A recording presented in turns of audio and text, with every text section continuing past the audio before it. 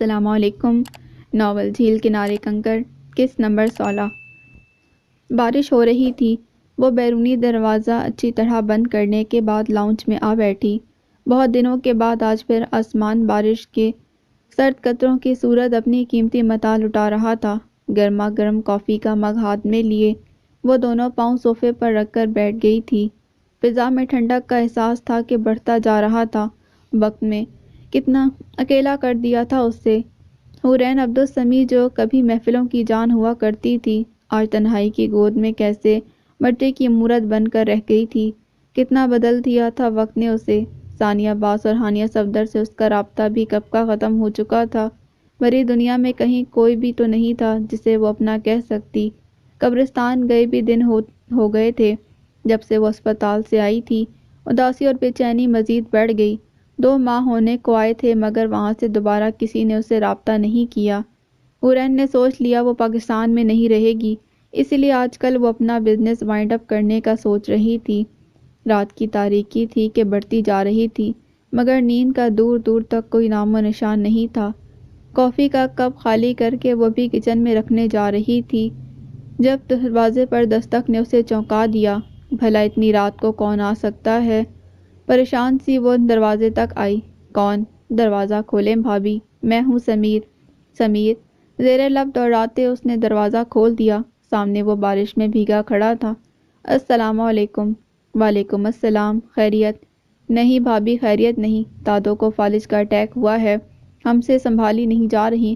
عزیر بھائی ملک سے باہر ہیں، میں خود بھی کل ہی گھر واپس آیا ہوں۔ اگر آپ کو کوئی مسئلہ نہ ہو تو پلیز ابھی میرے ساتھ چلیے۔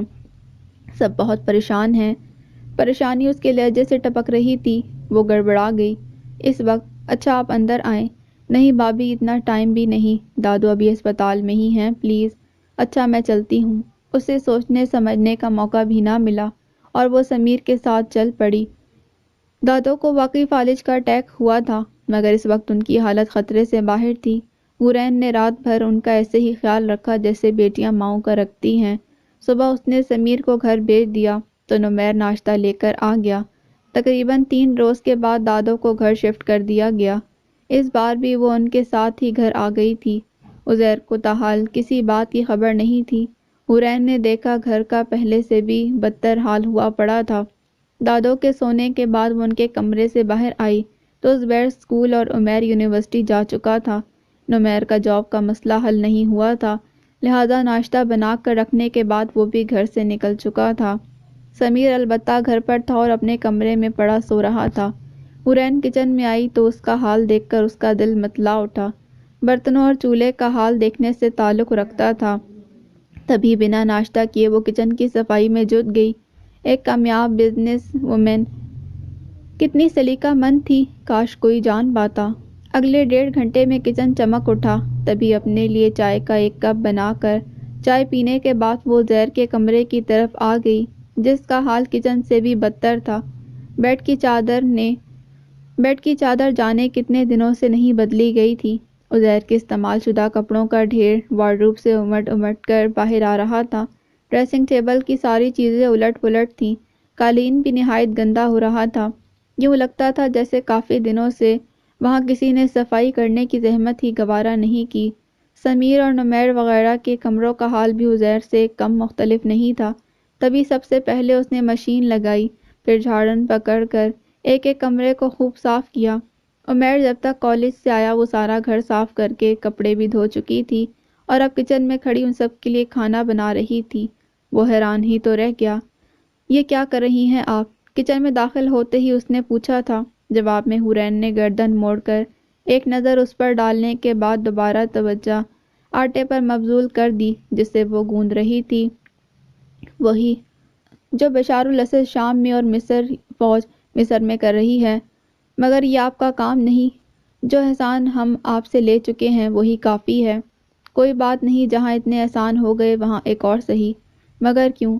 بس مجھے عادت ہے احسان کرنے کی، مگر میں آپ سے کوئی مزید احسان نہیں لینا چاہتا، باوجود اس کے کہ میں آپ کی ڈائری پڑھ چکا ہوں۔ وہ قریب آیا تھا۔ حورین ٹھٹک گئی۔ وہ ڈائری تمہارے لیے نہیں تھی، جانتا ہوں، میں پڑھنا بھی نہیں چاہتا تھا، مگر اتفاقیہ ہاتھ لگ گئی تو رہ نہیں سکا۔ آپ کیا سمجھتی ہیں وطن کی محبت میں اگر آپ نے انسانیت کے دشمنوں کی ہاتھوں اپنی عزت گنوا دی تو آپ ہمارے لیے محترم نہیں رہی؟ عمیر میں بس حورین آپی پلیز اپنی صفائی میں مزید ایک لفظ بھی مت کہیے گا پلیز۔ وہ دکھی ہوا تھا۔ حورین نے لب بھینچ لیے۔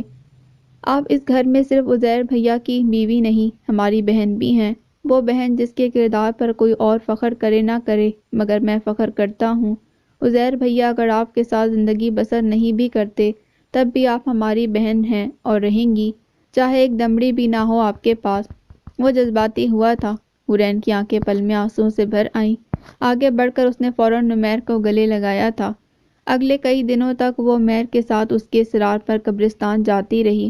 پھر مصروفیات کے پیش نظر رفتہ رفتہ اس معمول میں کمی آتی گئی۔ زبیر اب اس کا ایک لمحے کے لیے بھی اعتبار نہیں کرتا تھا۔ صبح اسکول بھی روز وعدہ لے کر جاتا کہ وہ اس کے آنے تک کہیں نہیں جائے گی۔ حورین کے لیے اب ان محبتوں کے بغیر رہنا بہت مشکل ہو رہا تھا، مگر وہ خود بھی زبردستی کسی کی زندگی پر مسلط نہیں کر سکتی تھی۔ دادو اس سے بہت خوش تھیں۔ انہیں یقین تھا کہ ضرور عزیر نے حورین سے کسی جھگڑے کے پیش نظر ان سے اس کے بارے میں سب جھوٹ کہا تھا۔ سمیر، نمیر اور عمیر کی زندگیاں بھی سکون میں آ گئیں۔ حورین آفس کا ایک چکر لگانے کے باوجود گھر کے کسی کام میں کوتاہی نہیں کرتی تھی۔ نمیر کو بھی اس نے اپنے ہی آفس میں زبردستی جاب دے دی تھی جس پر وہ بے حد خوش تھا۔ سمیر اپنی آفس کولیگ پر دل ہار بیٹھا تھا مگر دادو سے شیئر کرتے شرم محسوس کر رہا تھا۔ کافی سوچنے کے بعد اس نے اپنا مسئلہ حورین کے سامنے رکھ دیا، جس نے ایک ہی ملاقات میں لڑکی اوکے کر کے اس کی منگنی بھی کروا دی تھی۔ عزیر کو ایک ایک پل کی خبر تھی مگر دانستہ وہ گھر سے دور دیار غیر میں انجان بنا بیٹھا تھا۔ کتنے ماہ ہو گئے تھے اسے خود سے لڑتے ہوئے، مگر وہ ابھی تک حورین کے بارے میں کوئی فیصلہ نہیں کر پایا تھا۔ گھر کال کرنے کے دوران بھی وہ اس سے بات نہیں کرتا تھا۔ اب تک جتنے دن بھی اس نے گھر سے باہر بسر کیے تھے ان دنوں میں بہت سی لڑکیوں کو پرکھا اور خود سے قریب کیا۔ ابتدا میں لگتا جیسے اسے ملنے والی لڑکی ہی اس کی منزل ہے، مگر جیسے جیسے کچھ وقت گزرتا اسے اس لڑکی میں خامیاں نظر آنے لگتی اور وہ اکتا کر اسے چھوڑ دیتا۔ دن ہفتوں، ہفتے مہینوں اور مہینے سالوں میں ڈھلتے گئے مگر وہ واپسی کا فیصلہ نہ کر سکا۔ اسی دوران دادو اور اس کے بچوں کو گود میں کھلانے کی حسرت لیے دنیا سے رخصت ہو گئی تو اسے مجبوراً پاکستان آنا پڑا۔ دادو کی موت پر اس نے ایک مرتبہ پھر اپنے گھر میں حورین کا کردار دیکھا تھا۔ غم کی شدت سے نڈھال ہونے کے باوجود وہ جیسے اپنا فرض ادا کر رہی تھی، ہر مہمان کو سنبھال رہی تھی۔ وہ حیران ہی تو رہ گیا۔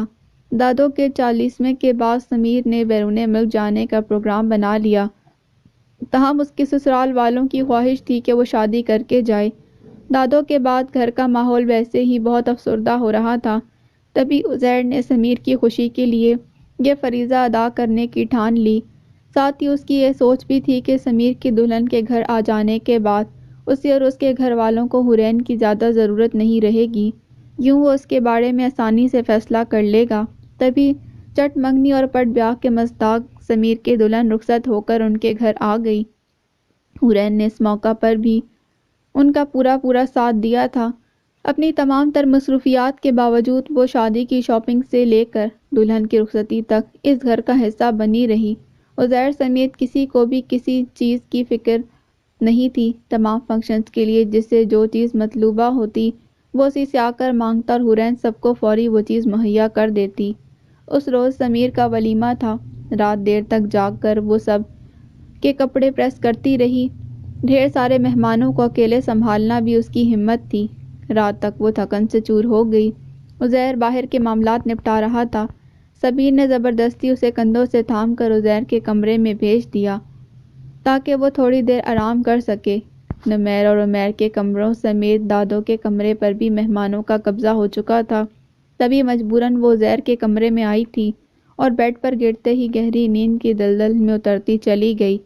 رات تقریباً 2 بجے کا ٹائم تھا جب عزیر سارے کام نپٹا کر تھکا ہارا اپنے کمرے میں آیا اور دروازہ لاک کر کے بستر پر ڈھہ گیا۔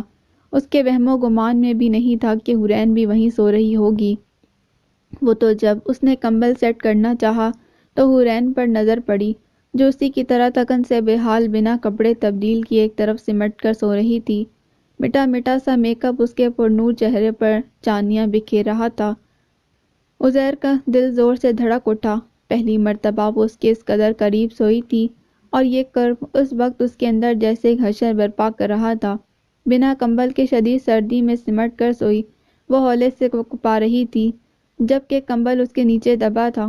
عزیر کچھ دیر یکٹک اسے دیکھتا رہا، پھر خود بھی کمبل کے بغیر سیدھا لیٹ گیا۔ حورین کا بازو اس کے کندھے کے ساتھ ٹچ ہو رہا تھا۔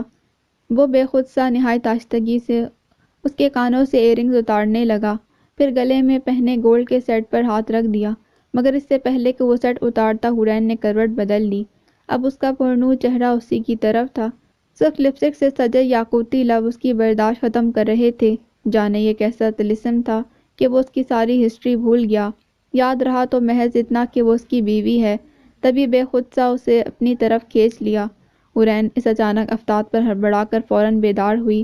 نائٹ بلب کی مدھم روشنی میں اسے عزیر کا چہرہ دکھائی نہ دے رہا تھا، تبھی خود کو اس کی گرفت سے چھڑانے کی کوشش کرتے اس نے چیخنا چاہا، مگر اس سے پہلے عزیر نے اپنا مضبوط ہاتھ اس کے لبوں پر جما دیا۔ شدید سردی کے باوجود اس کی پیشانی اور چہرے پر پسینے کی ننھی ننھی بوندیں چمک رہی تھیں۔ وہ بھونچکا ہی تو رہ گئی۔ وہ اسے روکنا چاہتی تھی مگر اس لمحے اس میں اتنی سکت نہیں تھی۔ تھکن سے ٹوٹے ہوئے چور جسم پر عزیر ہمدانی نے اپنی تھکن انڈیل دی تھی اور وہ بے بس ہو کر رہ گئی تھی۔ اگلی صبح جب وہ بیدار ہوا تو حورین کمرے میں نہیں تھی، مگر وہ بے حد فریش تھا۔ تمہارا غیر دانستہ طور پر جو کچھ اس سے سرزد ہوا اس نے اس کا اضطراب مزید بڑھا دیا تھا۔ کمرے سے نکلا تو پتہ چلا حورین کی طبیعت ٹھیک نہیں تھی، لہٰذا وہ علیل صبح وہاں سے چلی گئی۔ سمیر کے کمرے کا دروازہ ہنوز بند تھا۔ زبیر اور نمیر بھی سو رہے تھے، صرف عمیر تھا جو کچن میں کام کر رہا تھا اور اسی نے اسے حورین کے بارے میں بتایا۔ وہ گہری سانس فضا کے سپرد کرتا ٹیرس پر چلا آیا، مگر ایک بے چینی سی تھی جو اس کے اندر بہت دور تک پھیلتی چلی گئی۔ 2 ماہ ہو گئے تھے اسے دوبارہ فرانس آئے، مگر دل کی بے کلی تھی کہ دل اور جان سے چمٹ کر رہ گئی۔ سمیر کی شادی کے تیسرے دن وہ فرانس آ گیا تھا، کیونکہ اس میں حورین عبدالسمیع سے نظریں ملانے کی ہمت نہیں تھی۔ اس نے سوچ لیا تھا کہ اب زیادہ دن تک اپنے ساتھ باندھ کر نہیں رکھے گا۔ گھر سنبھالنے کے لیے گھر میں ایک عورت آ گئی تھی، وہ اب مزید اسے اپنا پابند نہیں کر سکتا تھا۔ طلاق کے کاغذات سب تیار ہو گئے تھے۔ اس شام وہ گیم کر کے آیا تو پاکستان سے عمیر کا خط اس کا منتظر تھا۔ رات کھانے کے بعد بیڈ پر آ کر اس نے وہ خط کھولا۔ لکھا تھا، میں جانتا ہوں آپ یقیناً میرا خط دیکھ کر حیران ہوں گے، مگر بات ہی کچھ ایسی تھی کہ خط لکھنا ضروری ہو گیا۔ حورین آپی ابراڈ جا رہی ہیں، ان کا خیال ہے اب ہمارے گھر کو ان کی ضرورت نہیں۔ سمیر بھیا کی وائف نے کوشش کی ہے ان کی جگہ لینے کی، مگر آپ کو بتا رہا ہوں زیر بھائی، اس گھر میں حورین آپی کی جگہ کوئی نہیں لے سکتا۔ میں مانتا ہوں وہ آپ کو قابل قبول نہیں، بہتر سے بہترین لڑکی مل سکتی ہے آپ کو، مگر اس بات کی کیا گارنٹی کہ وہ بہتر سے بہترین لڑکی آپ کے گھر کے لیے بھی اتنی ہی بہترین ثابت ہو۔ حورین آپی ہر لحاظ سے بہت اچھی ہیں، پلیز بھیا انہیں اس گناہ کی سزا مت دیجیے جو ان سے سرزد نہیں ہوا۔ میری ایک بات یاد رکھیے عزیر بھائی، آپ کو لڑکیاں بہت مل جائیں گی، مگر ڈھونڈنے سے بھی دوسری حورین عبدالسمیع نہیں ملے گی۔ اس سے پہلے وہ چلی جائیں پلیز انہیں روک لیں۔ پلیز مخلص آپ کا بھائی عمیر۔ خط کیا تھا سوچ کا ایک نیا درد تھا۔ عزیر ساکت بیٹھا رہ گیا۔ بے شک فیصلے کی گھڑی آ پہنچی تھی۔ حورین کی ٹکٹ کنفرم ہو گئی تھی۔ رات زیبی کو سلاتے ہوئے بہت دیر تک وہ روتی رہی۔ گھر میں کوئی بھی اس کے اندر پیدا ہونے والی تبدیلی کو جان نہیں پایا تھا، مگر کچھ روز قبل ہی اپنے تفصیلی چیک اپ کے بعد اس نے جانا تھا کہ عزیر ہمدانی کی ذات کے ساتھ اس کا رشتہ اور بھی مضبوط ہو گیا تھا۔ تاہم وہ نہیں چاہتی تھی کہ گھر میں کسی کو بھی اس بات کا پتہ لگے، تبھی اس نے فوری پاکستان سے فرار کا پروگرام بنایا تھا، کیونکہ پاکستان میں رہتے اس گھر سے دور رہنا، ان سے کوئی خبر چھپانا اس کے لیے ممکن نہیں رہا تھا۔ ننھے زبیر کو سلانے کے بعد اس نے اپنی پیکنگ کی تھی۔ سمیر کی بیوی نے سارا گھر سنبھال لیا تھا اور یہ بات اس کے اطمینان کے لیے کافی تھی۔ سمیر نے زبیر کو بورڈنگ بھجوانے کی تیاری بھی مکمل کر لی تھی۔ نمیر جاب میں مصروف ہو گیا تھا، مگر عمیر بہت اداس تھا۔ مصر اور شام میں انسانی بربریت کا دکھ ہی کافی تھا کہ اس پر حورین نے بھی دیار غیر میں جا کر بسنے کی خبر سنا دی، تاہم وہ ڈائریکٹ اسے روکنے کی ہمت نہیں کر پا رہا تھا۔ اگلی صبح ناشتے کے بعد زبیر کو اسکول روانہ کر کے وہ عمیر کے کمرے میں چلی آئی تھی۔ عمیر: جی آپی۔ وہ جو مطالعے میں مصروف تھا فوراً چونکا تھا۔ ناشتہ نہیں کیا تم نے؟ بس دل نہیں چاہ رہا تھا۔ کتاب بند کر کے وہ پوری طرح اس کی طرف متوجہ ہو گیا۔ تبھی وہ پاس بیٹھ گئی۔ یہ تو اچھی بات نہیں ہے۔ میں جانتی ہوں تم شام اور مصر کے حالات پر پریشان ہو، مگر صرف تم پریشان نہیں ہو عمیر، ہر صاحب فکر مسلمان جس کے دل میں ذرا سی بھی انسانیت اور نرمی ہے وہ پریشان ہے۔ مگر اس پریشانی کا حل یہ نہیں کہ انسان کھانا پینا چھوڑ دے۔ اللہ رب العزت نے ہر انسان کو عمر کی نقدی دے کر دنیا کے بازار میں اعمال کی خریداری کے لیے بھیجا ہے۔ جس روز یہ نقدی ختم ہو جائے گی، ہر انسان اپنے کندھے پر اپنے اعمال کی گھڑی لاد کر راہ عدم کا مسافر ہو جائے گا۔ روز محشر یہ گٹھری جب کھلے گی تو تم تصور بھی نہیں کر سکتے عمیر جو انسان کا حال ہوگا۔ لذتوں اور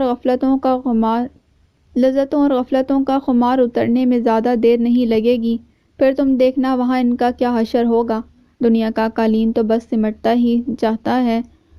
ہم گمراہ نہیں جو یہ بات اپنے دل اور دماغ میں بٹھا لیں کہ مرنے کے بعد کوئی زندگی نہیں ہو سکتی، نہ ہی اس غلط فہمی کو سر پر سوار کر سکتے ہیں کہ ایک بار دنیا سے رخصت ہونے کے بعد دوبارہ کوئی جنم ہوگا۔ ہماری موت سعادت کی موت ہے عمیر، تم ذرا ان لوگوں کا سوچو، ان کا کیا بنے گا؟ ان کا انداز ڈھارس بندھانے والا تھا۔ عمیر کی آنکھوں کے گوشے نم ہو گئے۔ ہم دوبارہ جنم کی امید پر کوئی غفلت افورڈ نہیں کر سکتے میرے بھائی، نہ ہی اپنے فرض سے کوتاہی برت سکتے ہیں، کیونکہ روز محشر جب اعمال کی گٹھری کھلے گی تو ہر شخص یہ چاہے گا اس کی گٹھری میں بخشش کا سامان ہو، مگر اس وقت یہ سامان کہاں سے آئے گا؟ دنیا کی کھیتی میں جاں فشانی سے جتنی محنت کریں گے، آخر میں اتنی ہی اچھی فصل کاٹنے کو ملے گی۔ وہ تو ٹھیک ہے، مگر اس بے سر و بد امنی کا کوئی مقصد بھی تو ہو۔ مقصد ہے نا، پچھلے 11 سالوں میں جو جنگ عالمی طاقتوں کی طرف سے لڑی جا رہی ہے، اس کا مقصد کوئی دہشت گردی، کوئی طالبان نہیں، بلکہ اس کا اصل مقصد اور ہدف صرف اور صرف انسانیت کا قتل اور اسلامی دنیا کی واحد ایٹمی قوت پاکستان کا ایٹم بم ہے، جس کو ہتھیانے کے لیے واشنگٹن سے لے کر جنیوا اور لندن سے لے کر برسلز تک تمام کفریہ طاقتیں سر جوڑے بیٹھی ہمہ وقت گہری سازشوں میں مصروف ہیں۔ پتہ ہے نا، کسی بھی ملک کا ایٹم بم اس کی پہچان اس کے مضبوط اور مستحکم دفاع کا سگنل اور اسٹریٹجی مہارت کی علامت سمجھا جاتا ہے۔ ساری دنیا حیران ہے کہ جو ملک ایک معیاری سیل نہیں بنا سکتا، اس نے ایٹم بم کیسے بنا لیا؟ ہم نہیں جانتے عمیر کہ ایٹم بم کی آڑ میں ہم پر کون سی قیامت مسلط کی جا رہی ہے۔ آج دنیا کی پہلی اسلامی ایٹمی طاقت عالم کفر کے نرغے میں ہے۔ پوری قوم نیٹو افواج کے بھاری بوٹوں تلے روندی جا رہی ہے۔ بم دھماکوں نے ساری پاکستانی قوم کا سکون غارت کر چھوڑا ہے۔ سوات سے کراچی تک اب ایک ہی بساط بچی ہے، موت کی بساط۔ ایک قطعی پرائی جنگ میں اب تک ہزاروں بے گناہ شہریوں کے ساتھ افواج پاکستان کے سینکڑوں جوان اپنی جانوں سے ہاتھ دھو بیٹھے ہیں۔ ذرا سوچو عمیر، کیا امریکہ کے کسی اور اتحادی ملک میں یہ واقعات اور حادثات پیش آئے؟ اگر نہیں تو پاکستان میں ہی ایسا کیوں؟ کتنے افسوس کی بات ہے کہ ایک جنگ جو ہماری ہے ہی نہیں، ہم وہی جنگ خود اپنے شہریوں کی لاشوں پر کسی بیت اللہ محسود السی ملا عمر کے خلاف نہیں بلکہ خود اپنے ہی خلاف لڑ رہے ہیں۔ یہ جنگ ہمیں اپنے اس ڈگر پر لے آئی ہے جہاں صرف اندھیرے ہی اندھیرے ہیں۔ وہ پاکستان جو عالم اسلام کا قلعہ اور مسلمانوں کی امید کا واحد مرکز ہے، جو معدنی وسائل اور افرادی قوت سے مالا مال ہے، دنیا میں واحد ایٹمی قوت ہے، جو بیک وقت امریکہ، اسرائیل اور بھارت سے ٹکر لینے کی صلاحیت رکھتا ہے، اسی پاکستان کو یہ فرعونی قوتیں ناکام ریاست ثابت کرنے پر تلی ہیں تاکہ کل یہ ہمارے کہوٹہ پلان کو خدا نخواستہ نشانہ بنا کر UN کے ذریعے ہمارا ایٹم بم اٹھا لیں اور جواب میں نہایت آسانی سے کہہ دیں کہ پاکستان ایک غیر محفوظ اور ناکام ریاست ہے۔ یوں نہ رہے گا بانس، نہ بجے گی بانسری۔ آپ ٹھیک کہہ رہی ہیں، مگر الحمدللہ ہمارا ایٹم بم محفوظ ہاتھوں میں ہے آپی، کسی کے مجال نہیں کہ میلی نظر بھی اس پر ڈال سکے۔ صحیح کہہ رہے ہو، مگر ذرا سوچو، ابھی چند روز پہلے صرف ایک معمولی شخص نے جس طرح دارالحکومت میں ہماری سیکیورٹی کا پول کھول کر رکھ دیا، اس کے بعد کیا ہمیں فکر مند نہیں ہونا چاہیے؟ تم دیکھو عمیر، بالکل اچانک سے امریکی افواج ہمارے دارالحکومت کے قریب دھاوا بول دیتی ہے۔ ہمارا ریڈیو سسٹم اس حد تک خراب ہے کہ ہمیں اپنے قلب میں اسامہ بن لادن کی موجودگی کا پتہ ہی نہیں چلتا، مگر امریکیوں کو اس کی اطلاع ہوتے ہی وہ ہماری آنکھوں کے سامنے آپریشن کر کے اپنا ہدف حاصل کر لیتی ہے۔ کیا اس کے بعد بھی ہم یہ کہہ سکتے ہیں کہ ہم محفوظ ہیں؟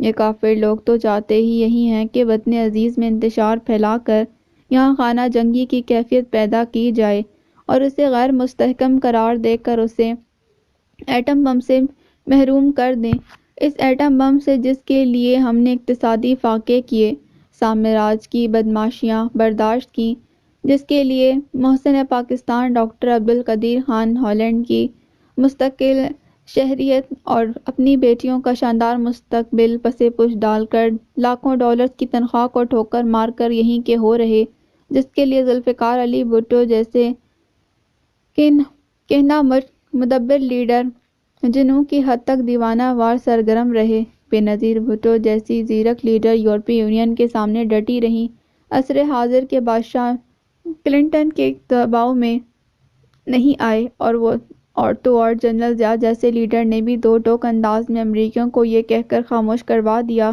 کہ topic is out of discussion. وہی ایٹم بم اب ان عالمی قوتوں کی آنکھ میں کنکر بن کر چبھ رہا ہے۔ ساری جنگ اسی کی ہے۔ ورلڈ ٹریڈ سینٹر کا ڈرامہ جس میں 5,000 افراد کی ہلاکتوں کی اطلاع ملی، اس جنگ کا بنیادی پوائنٹ تھا۔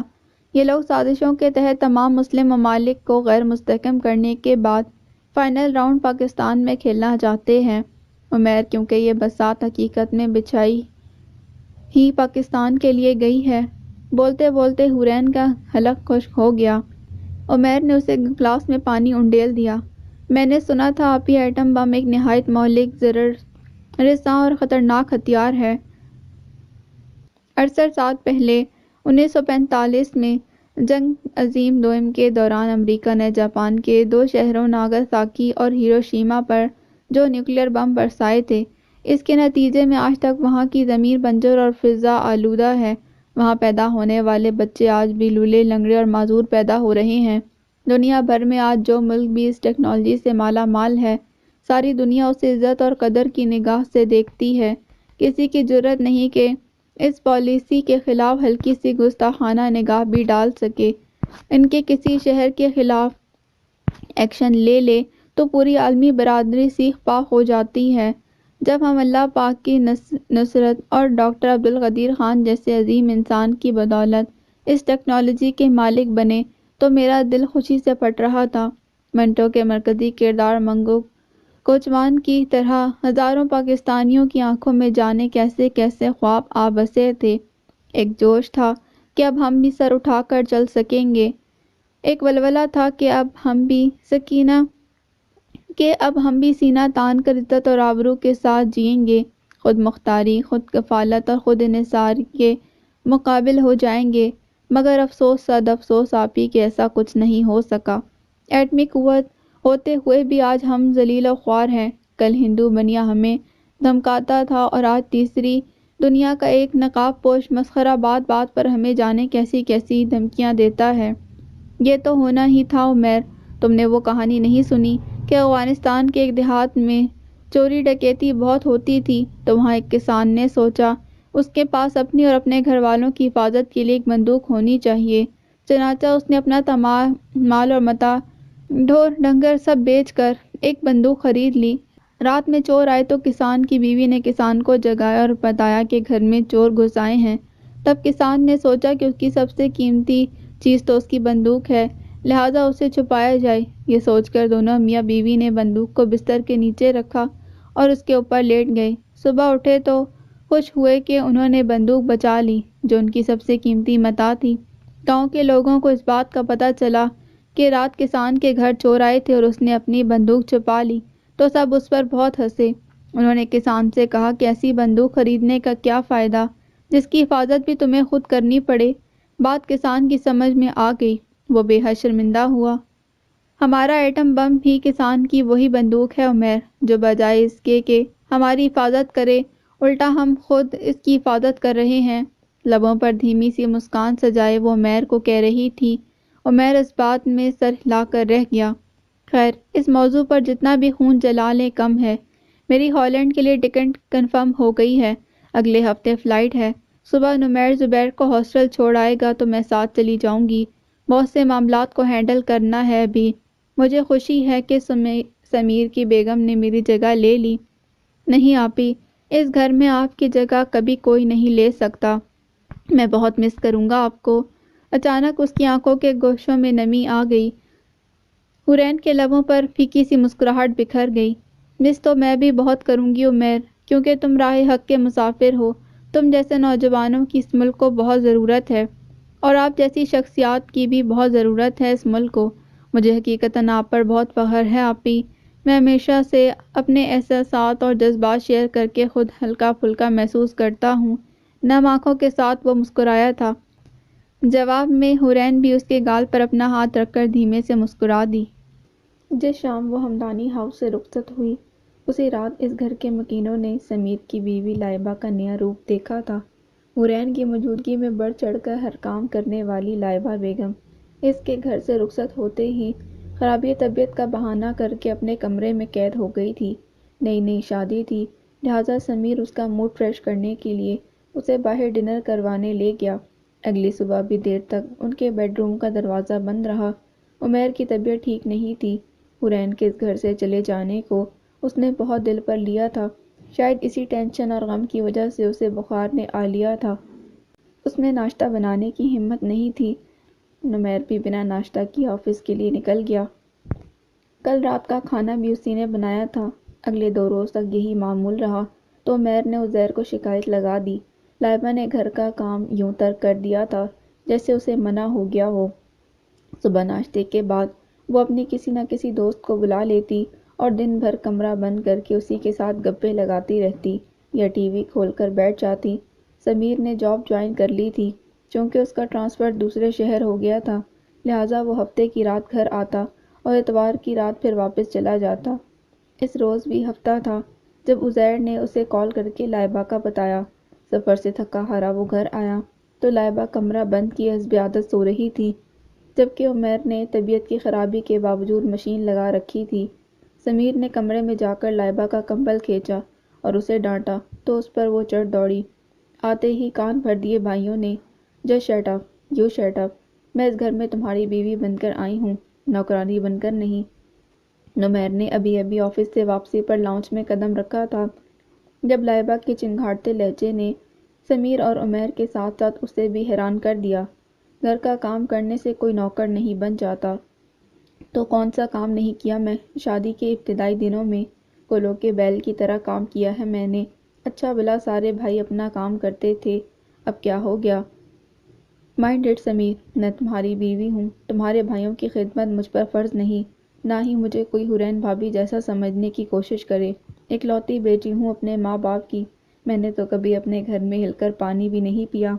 نہیں پیا تھا تو شادی کرنے کی کیا ضرورت تھی؟ رہتی اپنے ماں باپ کے گھر رہ رہی تھی، مگر یہ تم ہی تھے جس سے اپنے جذبات سنبھالے نہیں جا رہے تھے۔ قطعی گستاخانہ لہجے میں اس نے اتنی کھلی بات سمیر کے منہ پر دے ماری تھی کہ وہ بے ساختہ بغلے جھانکنے پر مجبور ہو گیا۔ نمیر اور عمیر بھی ایک دوسرے سے نظریں چرا گئے تھے۔ اگلے 15 منٹ کے بعد نمیر کپڑے تبدیل کر کے کچن میں آ گیا اور یہی لائبہ چاہتی تھی، تبھی سکون سے اونچی آواز میں ٹی وی کھول کر بیٹھ گئی۔ اس کا اصل مسئلہ یہ تھا کہ وہ سمیر سے دور نہیں رہ سکتی تھی، جبکہ سمیر کسی طور اسے اپنے ساتھ لے جانے کو تیار نہیں تھا۔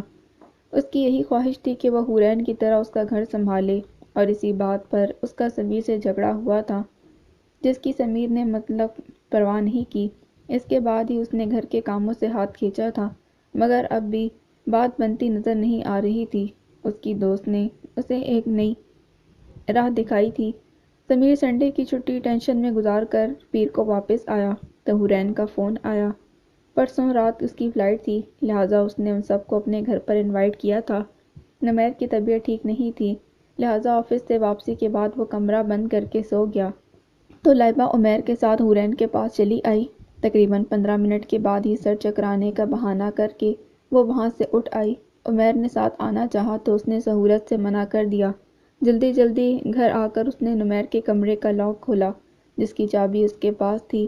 اندر وہ بے خبر اپنے بیڈ پر پڑا سو رہا تھا۔ تبھی اس نے گاڑی سے شراب کی بوتل نکالی اور اپنی فرینڈ کی ہدایت کے عین مطابق ایک گلاس بھر کر باہر پودوں میں گرا دیا، پھر آدھا گلاس بھر کر نمیر کے بیڈ کے اس کی سائڈ ٹیبل پر رکھ دیا اور شراب کی بوتل بھی ساتھ ہی رکھ دی۔ 5 منٹ کے بعد اس کی مخروطی انگلیاں سمیر کا نمبر پریس کر رہی تھیں، جو ابھی تک ہار کر آفس سے اپنے فلیٹ پر واپس آیا تھا۔ ہیلو! تیسری ہی بیل پر اس نے کال ریسیو کر لی۔ ادھر صوفے پر اطمینان سے بیٹھی لائبہ نے دھواں دھار رونا شروع کر دیا۔ سمیر آپ کہاں ہیں؟ پلیز جلدی گھر واپس آئیے۔ کیوں؟ خیریت؟ کیا ہوا ہے؟ خیریت نہیں ہے، نمیر نے شراب پی رکھی ہے، اس کا دماغ کام نہیں کر رہا۔ میں ابھی حورین بھابی کے گھر سے واپس آئی تو اس نے میرے ساتھ بدتمیزی شروع کر دی۔ بڑی مشکل سے میں نے اپنی عزت بچا کر اپنے کمرے میں خود کو لاک کرنے میں کامیابی حاصل کی ہے۔ سمیر، میں یہاں اب ایک پل بھی نہیں رہ سکتی۔ ابھی اپنے پاپا کو فون کر کے بلا رہی ہوں۔ اس کی ایکٹنگ اتنی زبردست تھی کہ سمیر کو اس پر ذرا سا بھی شبہ نہیں ہوا۔ اپنے بھائیوں کو اچھی طرح جاننے کے باوجود اس کے فریب میں آ گیا تھا۔ نہیں، پاپا کو فون کرنے کی ضرورت نہیں، میں آ رہا ہوں، اس نے کہا تھا اور لائبہ نے فوراً کال ڈسکنیکٹ کر دی۔ تقریباً 1 گھنٹے کے بعد عمیر گھر آیا تو بال بگاڑے اپنی شرٹ بازوؤں سے پھاڑے لاؤنج میں دونوں پاؤں صوفے پر رکھ کے رو رہی تھی، جبکہ اس کا دوپٹہ اندر نمیر کے بیڈ پر پڑا تھا اور اس کی شرٹ بھی نیچے زمین پر پڑی تھی۔ وہ شاکڈ ہی تو رہ گیا۔ بھابی، کیا ہوا؟ مگر وہ بنا اس کی طرف دیکھے روئی جا رہی تھی۔ تھوڑی ہی دیر میں سمیر بھی گھر پہنچ گیا تھا۔ پریشانی اس کی شکل سے ہی ظاہر ہو رہی تھی۔ لائبہ کو روتے دیکھ کر وہ تیزی سے نمیر کے کمرے کی طرف بڑھا اور کمرے کا حال دیکھ کر غصے سے بے قابو ہوتے ہوئے اس نے نمیر کو بنیان سے پکڑ کر نیند سے جگایا۔ گھٹیا، ذلیل، کمینے انسان! شرم نہیں آئی تمہیں اپنے ہی گھر کی عزت پر ہاتھ ڈالتے ہوئے؟ جگانے کے ساتھ ہی اس نے اسے 2 تھپڑ بھی رسید کر دیے تھے۔ وہ ہکا بکا رہ گیا۔ کیوں؟ کیا ہوا ہے؟ اس کی آنکھوں میں سرخی تھی، جبکہ سر درد کی شدت سے پھٹ رہا تھا۔ تبھی وہ چنگھاڑا، زیادہ معصوم بننے کی ضرورت نہیں، میں سوچ بھی نہیں سکتا تھا کہ تم اتنے گھٹیا ثابت ہوگے۔ مارے اشتعال کے اس کا چہرہ غصے سے سرخ ہو رہا تھا۔ نمیر کا سر گھوم گیا۔ بس، زیادہ چنگھاڑنے کی ضرورت نہیں، میں نے ایسا کچھ نہیں کیا جس کی وجہ سے تمہیں مجھ پر یوں ہاتھ اٹھانے کی ضرورت پیش آئے۔ ضرورت کے بچے، جو حرکت تم نے کی ہے میرا دل چاہ رہا ہے میں تمہاری جان لے لوں۔ نمیر نے پہلی بار اسے یوں آپے سے باہر ہوتے دیکھا تھا۔ تبھی اس کی نظر سائڈ ٹیبل پر رکھی شراب کی بوتل اور لاؤنج میں صوفے پر بیٹھی روتی لائبہ پر پڑی، جس کا دوپٹہ اسی کے بیڈ پر پڑا رل رہا تھا۔ وہ حیران ہی تو رہ گیا۔ ایک پل میں اسے ساری کہانی سمجھ آ گئی تھی۔ وہ حیران تھا کہ اس کا کمرہ تو لاک تھا، پھر وہاں شراب کی بوتل اور لائبہ کا دوپٹہ کیسے آ گیا؟ لے لو جان، مگر میں اپنی مری ہوئی ماں کی قسم کھا کر کہتا ہوں، میں نے تمہاری بیوی کو ہاتھ لگایا ہے نہ شراب کی بوتل کو۔ یہ سارا کھیل تمہاری اپنی بیوی کا رچایا ہوا ہے۔ میرا کمرہ لاک تھا اور میں سلیپنگ پلز لے کر سو رہا تھا۔ بکواس بند کرو۔ بکواس نہیں کر رہا ہوں میں، بکواس وہ ہے جو تمہاری بیوی کر رہی ہے۔ میرا خدا جانتا ہے، میں نے کبھی حورین آپی اور اس لڑکی کو اپنی سگی بہن سے کم نہیں سمجھا، اور میں اتنا بے غیرت نہیں کہ اپنی سگی بہن کی عزت پر ہاتھ ڈالوں گا۔ اس کے لہجے کی مضبوطی اس کی سچائی کی دلیل تھی۔ سمیر نے رخ پھیر کر لائبہ کی طرف دیکھا۔ وہ فوراً نظر چرا گئی۔ اگلے ہی روز بات حورین اور عزیر کے علم میں بھی آ گئی تھی۔ اپنی اپنی جگہ پر دونوں شاکڈ رہ گئے تھے۔ حورین ساری مصروفیات پس پش ڈال کر آئی تھی۔ جہاں نمیر نے دل برداشتہ ہو کر خودکشی کرنے کی کوشش کی تھی، مگر عمیر کی مداخلت نے اسے بچا لیا تھا۔ لائبہ بے حد شرمندہ تھی، جبکہ سمیر تو کسی کو منہ دکھانے کے لائق نہیں رہا تھا۔ حورین کتنی ہی دیر نمیر کے پاس بیٹھی اس کی ڈھارس بندھاتی رہی تھی۔ تو اگر سن نہیں سکتا تو مجھے غور سے دیکھ، بات ایسی ہے کہ دہرائی نہیں جائے گی۔ حورین کی فلائٹ کا ٹائم قریب آ پہنچا تھا۔ نمیر اور عمیر دونوں اسے سی آف کرنے آئے تھے، جبکہ سمیر کل رات ہی لائبہ کو ساتھ لے کر اپنی ڈیوٹی پر واپس چلا گیا تھا۔ ہلکی ہلکی فوار میں گاڑی سے اتر کر اسے دونوں کو پیار کرنے کے بعد وہ ایئرپورٹ کی عمارت کی طرف بڑھی تو اس کے قدم من من کے ہو رہے تھے، جبکہ نمیر اور عمیر دونوں کی آنکھیں بھی بھر آئی تھیں۔ کتنا مشکل تھا اس ملک، اسی شہر اور ان لوگوں سے دور رہنا جو اب اس کی پہچان بن چکے تھے، مگر وہ پلٹ کر نہیں دیکھنا چاہتی تھی، کیونکہ وہ جانتی تھی اگر اس نے ایک بار بھی پلٹ کر انہیں دیکھ لیا تو یہاں سے کبھی نہیں جا سکے گی۔ ہلکی ہلکی فوار نے اس کے کپڑے خاصے بھگو دیے تھے، تبھی کسی نے اسے پکارا تھا، حورین! اور وہ جو تیزی سے عمارت کی طرف بڑھ رہی تھی ٹھٹک کر رک گئی۔ لمحے کے ہزارویں حصے میں اس کا دل بہت تیزی سے دھڑکا تھا، مگر وہ اب بھی پلٹ کر نہ دیکھ سکی تھی۔ تبھی وہ قریب آیا۔ کہاں جا رہی ہو؟ اس بار حورین نے نظریں اٹھائی تھیں، کیونکہ وہ اس کے مقابل ہی تو کھڑا تھا۔ ابراڈ، اتنی ساری محبتوں کو چھوڑ کر نہیں، ساتھ لے کر۔ کیوں جانا ضروری ہے؟ اوکے، مگر سامان کہاں ہے؟ اور اس بار وہ چونکی تھی، اسے خبر ہی نہ ہو سکی تھی کہ اس نے گاڑی سے اپنا سامان تو نکالا ہی نہیں تھا۔ بچھڑ جانے کی ایک ایسی اذیت تھی کہ بنا سامان کے وہ پیدل ہی آگے بڑھتی جا رہی تھی۔ ایک دم سے پلٹ کر اس نے پیچھے دیکھا، مگر اب وہاں نمیر اور عمیر کی گاڑی نہیں کھڑی تھی۔ اوہ، مجھے یاد ہی نہیں رہا کہ سامان نکالنا ہے۔ اب تو پھر بنا سامان کے ہی جانا پڑے گا۔ وہ اس کی پریشانی سے لطف اٹھا رہا تھا۔ حورین نے ایک نظر اس کی طرف دیکھا، پھر قدم آگے بڑھا دیے۔ فلائٹ کے لیے اناؤنسمنٹ ہو رہی تھی۔ اس کے قدموں کی رفتار میں تیزی آ گئی۔ بات سنو! ایک مرتبہ پھر اس کی صدا نے اس کے قدم باندھ دیے تھے۔ وہ ٹھٹک گئی۔ جی، میری امانت تو واپس کرتی جاؤ۔ واٹ؟ عزیر کی جگر جگر کرتی نگاہوں کو دیکھتے وہ الجھ ہی تو گئی تھی۔ کیسی امانت؟ تمہیں نہیں پتا؟ وہ براہ راست اس کی آنکھوں میں دیکھ رہا تھا۔ حورین گھبرا گئی۔ نہیں، اس کا کہنا تھا کہ اسی لمحے ہلکی پھلکی بوندا باندی نے اچانک تیز بارش کا روپ دھار لیا۔ شیور! ایک نظر اوپر آسمان کی طرف دیکھتے وہ اس کے قریب ہوا تھا۔ حورین جیسے اس کی نظر کے طلسم میں بند کر رہ گئی۔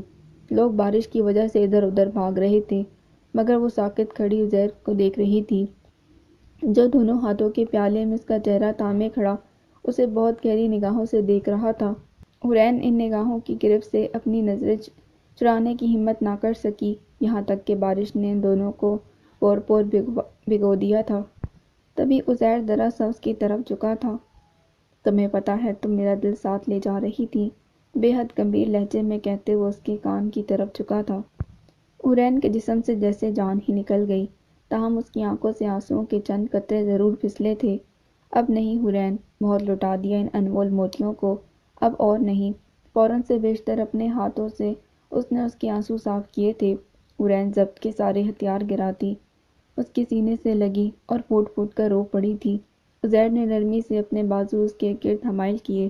بارش اور تیز ہو رہی تھی، مگر دونوں کو ہی جیسے اس کی پرواہ نہیں تھی۔ بہت دیر کے بعد انہیں احساس ہوا کہ وہ پبلک پلیس میں کھڑے ہیں۔ تبھی حورین کسمسا کر اس کی گرفت سے نکلی تھی، جس پر عزیر کہکا لگا کر ہنس پڑا۔ اگلے 30 منٹ کے بعد عزیر نے گاڑی ہمدانی ہاؤس کے سامنے پارک کی تھی۔ حورین گاڑی سے نکلی تو بھیگے کپڑوں میں اس کے جسم کے حصے نمایاں ہو رہے تھے۔ تبھی عزیر نے شرارتی نگاہوں سے ایک نظر اس کے بھیگے سراپے پر ڈالنے کے بعد اپنا کوٹ اتار کر اسے پہنا دیا، پھر دایاں ہاتھ اس کے شانے کے گرد حمائل کرتے ہوئے اسے اپنے ساتھ گھر کے اندر لے آیا۔ سچ شوگر کے لاؤنج میں کوئی نہیں تھا، مگر نمیر کے کمرے سے اس کے اونچا اونچا بولنے کی آوازیں آ رہی تھیں۔ میں بتا رہا ہوں عمیر، میں نے آج کے بعد پوچھا نہیں لگانا۔ صبح ناشتہ بھی تم نے بنایا کرنا ہے۔ روز آفس سے لیٹ ہو جاتا ہوں، یہی حال رہے تو جلد ہی آفس والوں نے جاب سے فارغ کر دینا ہے۔ بھول جاؤ اب حورین آپی والی عیش، وہ تو کوئی پری تھیں جو راستہ بھول کر بس تھوڑے دن کے لیے ہی ہماری دنیا میں آ گئی تھیں، اور کیا ساری عادتیں ہی خراب کر دی ہماری۔ کاش عزیر بھائی انہیں روک لیتے، مگر وہ کیوں روکیں گے، انہیں تو ہر کام وقت پر ریڈی مل جاتا ہے۔ میں بتا رہا ہوں عمیر، میرا بائیکاٹ ہے عزیر بھائی سے۔ زبیر بھی وہاں ہاسٹل میں سیٹ نہیں ہو رہا، جب بھی فون کرو رونے لگ جاتا ہے۔ میرا تو دل کٹ رہا ہے۔ کسی کی مجال تھی کہ حورین آپی کے ہوتے ہوئے کوئی ہم پر ایسا گھٹیا الزام لگاتا جو لائبہ بھابھی نے لگایا۔ میں نے سوچ لیا ہے، اب جب بھی عزیر بھائی آئے ہم نے ان کا کوئی کام نہیں کرنا۔ نمیر کے کمرے سے اٹھتی آوازوں پر عزیر نے حورین کی طرف دیکھا تھا، اور وہ قطعی بے ساختگی میں کھلکھلا کر اپنے پیچھے بیرونی دروازہ بند کر گئی تھی۔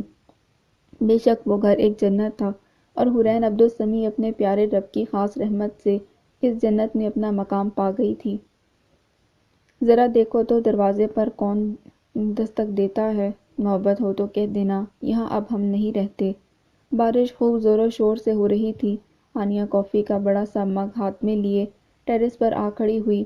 ایسا ہی ایک برستا بھیگتا موسم اس کے اندر بھی آ ٹھہر گیا تھا۔ نہال حسن نے کہا تھا، ترسو گی ہانیہ ڈیئر؟ نہال حسن کے ساتھ کبھی بارشوں کے حسن کو محسوس کرنے کے لیے ترسو گی، اور وہ واقعی ترس گئی تھی۔ کتنا عرصہ ہو گیا تھا اسے بارش میں بھیگے ہوئے، سرد قطروں کے لمس کو اپنی ہتھیلی پر محسوس کیے۔ بارشیں واقعی کبھی کسی کا ساتھ نہیں دیتی۔ وقت کتنا ہو گیا تھا اسے نہال حسن کے لیے روتے ہوئے، اب تو آنکھوں کے آنسو بھی پتھر ہو گئے تھے، مگر وہ تاحال اسے بھولنے میں کامیاب نہیں ہوئی تھی۔ کہیں نہ کسی بات کے حوالے سے وہ اسے یاد آ ہی جاتا تھا، کبھی بارشوں کو دیکھ کر، کبھی دیوار پر کسی چھپکلی کو دیکھ کر، کبھی کچن میں کوئی کاکروچ دیکھ کر، اور کبھی اپنے بیٹے کی صورت میں لا کر جو ہو بہو نہال کی کاپی تھا۔ بے شک وہ ایک آئیڈیل انسان تھا، اور اس کی رفاقت ہانیہ صفدر کی زندگی پر گہری چھاپ چھوڑ گئی تھی۔ اپنی محبت اور شخصیت کے لحاظ سے وہ کسی افسانوی ہیرو سے کم نہیں تھا، مگر کتنی عجیب بات تھی کہ پھر بھی وہ اس سے ویسے نہیں چاہ سکی تھی جیسے میکال حسن کو چاہا تھا۔ بارش کی تیزی میں مزید شدت آ گئی۔ ہانیہ نے کھڑکی کے پردے برابر کر دیے۔ جانے کیوں سے بارشوں میں اب دل اچاٹ لگنے لگا تھا۔ نہال حسن کے بعد زندگی کی جھیل پر جیسے کائی لگ گئی تھی۔ اندر کے برف موسموں نے اسے ٹھٹکا کر رکھ دیا تھا۔ بہت اکیلی پڑ گئی تھی وہ زندگی کے دکھوں کے سامنے۔ پچھلے 3 سال سے صرف ایک لفظ داشتہ اس کا پیچھا نہیں چھوڑ رہا تھا۔ میکال حسن کے لبوں سے نکلا یہ لفظ اس کی قبر بن گیا تھا، جس میں وہ روز دفن ہو جاتی تھی۔ جاذب اور ہادیہ روز اسکائپ پر اسے بات کرتے تھے۔ ہادیہ نے 2 جڑواں بیٹوں کو جنم دیا تھا، اور وہ انہی میں بے حد مصروف ہو گئی تھی۔ حسن صاحب اور ان کی بیگم کا فون بھی آ جاتا تھا کبھی کبھار، مگر اسے اب کسی کے یاد کرنے نہ کرنے سے فرق نہیں پڑتا تھا۔ فارحہ کی بیٹی اس کا بہت خیال رکھتی تھی۔ صفدر صاحب کی دوسری بیگم بھی اس کے ساتھ رہتی تھی۔ اس کے باوجود گزرے ہوئے ماہ و سال میں جس طرح سے دل پر پتھر رکھ کر اس نے اپنے بیٹے کو بھلایا تھا، اس کے لیے صبر کیا تھا، صرف وہی جانتی تھی۔ اور اب جب اسے صبر آنے لگا تھا تو وہ پھر اس کے سامنے آ گیا تھا، اور اس کے اندر کی ممتا اس کی معصوم شکایات سن کر جیسے وہ تڑپ اٹھی تھی۔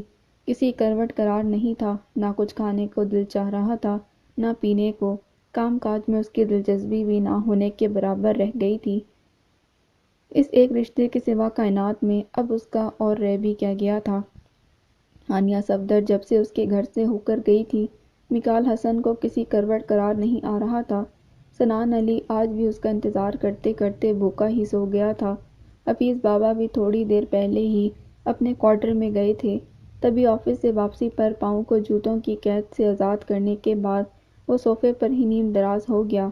اگلے ہی پل اس نے فل آواز میں ٹی وی کھول لیا، مگر اس کی توجہ ٹی وی اسکرین پر نہیں تھی۔ نظر کی اسکرین پر اگر کوئی سین جھلملا رہا تھا تو ہانیہ صفدر کا تھا، جسے آج شام میں اس نے مارکیٹ میں شاپنگ کرتے دیکھا تھا۔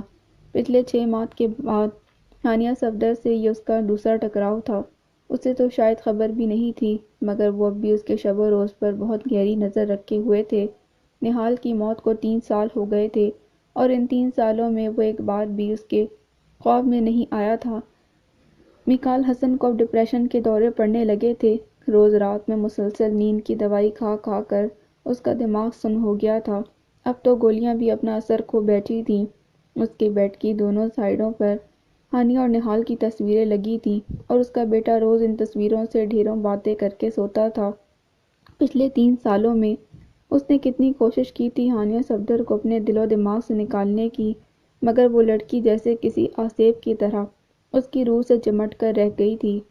گزرے ہوئے 3 سالوں میں اگر وہ بدلا تھا تو وہ بھی بدل گئی تھی۔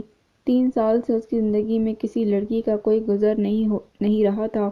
مختلف محفلوں تقریبات میں جانا بھی چھوڑ دیا تھا اس نے۔ اس کی زندگی صرف اپنے بیٹے تک محدود ہو کر رہ گئی تھی۔ روز آفس سے واپسی کے بعد وہ اسے کہیں نہ کہیں گھمانے پھرانے لے جاتا۔ گھر واپسی کے بعد وہ اسے اپنے ساتھ کھلاتا، پھر حفیظ بابا کے سپرد کر کے اپنے کمرے میں چلا آتا۔ کبھی کبھی مصروفیات بہت بڑھ جاتیں تو بالکل ہی اس کے لیے ترس کر رہ جاتا۔ گزرے پچھلے 3 سالوں میں اگر اس نے مکمل توجہ اور تندہی سے کام کیا تھا تو وہ صرف بزنس کی اسٹیبلشمنٹ تھی۔ اس نے بنا کسی کی مدد کے اپنی قابلیت اور شب و روز محنت کے ساتھ بام عروج تک اسے پہنچایا تھا، اور یہ اسی مسلسل محنت کا صلہ تھا کہ آج بزنس کی دنیا میں اس کا ایک نام تھا۔ لوگ اس سے محض چند لمحوں کی ملاقات کے لیے ترستے تھے، مگر اب اسے لوگوں میں دلچسپی نہیں رہی تھی۔ پچھلے ہفتے میں اس نے ایک نئی کمپنی کا چارج سنبھالا تھا جس میں ہانیہ صفدر 5 سال کے کانٹریکٹ پر کام کر رہی تھی، مگر اسے خبر نہیں تھی۔ ٹیلی ویژن اب بھی فل آواز میں چل رہا تھا۔ گھڑی کی سوئیاں رات کے 3 بجا رہی تھیں۔ وہ اٹھا اور اس نے فریج سے شیمپین کی بوتل نکال لی۔ بزنس میں محنت کے ساتھ وہ آج کل شراب کا استعمال بھی بہت شدت سے کرنے لگا تھا۔ حفیظ بابا دیکھتے تھے اور دل محسوس کر رہ جاتے۔ اذیت حد سے بڑھنے لگے تو انسان گھبرا کر کسی نہ کسی پناہ گناہ کی تلاش میں رہتا ہے، کوئی روحانیت کے راستے پر چل پڑتا ہے تو کوئی شیطانیت کے۔ اس نے بھی دوسرے راستے کا انتخاب کیا تھا۔ اگلے 30 منٹ میں پوری بوتل ختم کرنے کے بعد اس نے کچن سے چھری اٹھا لی تھی۔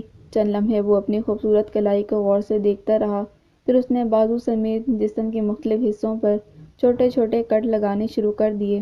ہر کٹ کے ساتھ ملنے والی اذیت اس کے اندر آگ پر جیسے پھوار کا کام کر رہی تھی۔ جو ظلم اس نے اپنی زندگی اور دل کے ساتھ کیا تھا، اس کی سزا شاید اس سے بہتر اور کوئی ہو بھی نہیں سکتی تھی۔ جڑ بھی ایک پھول ہے، بس فرق صرف اتنا ہے کہ اسے نمائش سے نفرت ہے۔ پچھلے کئی دنوں سے ہانیہ صفدر کی طبیعت ٹھیک نہیں تھی، لہٰذا وہ آفس نہیں جا پا رہی تھی۔ تقریباً 1 ہفتے کے بعد اس روز وہ آفس آئی تو اسے سب سے پہلی خبر جو ملی وہ کمپنی کے ایم ڈی کے تبدیل ہونے کی تھی۔ خبر کیا تھی؟ پریشانی کا بم تھا جو عین اس کے سر پر پھٹا تھا۔ جانے نیا ایم ڈی کس طبیعت اور مزاج کا شخص تھا۔ اس کمپنی میں ذہین اور محنتی لوگوں کی کمی نہیں تھی۔ اس کے باوجود کمپنی کے سابقہ ایم ڈی افتخار راؤ صاحب اس کا خصوصی خیال رکھتے تھے اور خاصی رعایت بھی دیتے تھے۔ سارا دن وہ یہی سوچ سوچ کر کٹتی رہی تھی کہ جانے اب کیا ہوگا۔ دوپہر میں لنچ کے بعد افتخار راؤ صاحب نے اسے اپنے آفس میں طلب کیا تھا۔ جیسے ہی وہ ان کے کمرے میں داخل ہوئی، ان کی سیٹ پر میکال حسن کو بیٹھے دیکھ کر ٹھٹک گئی۔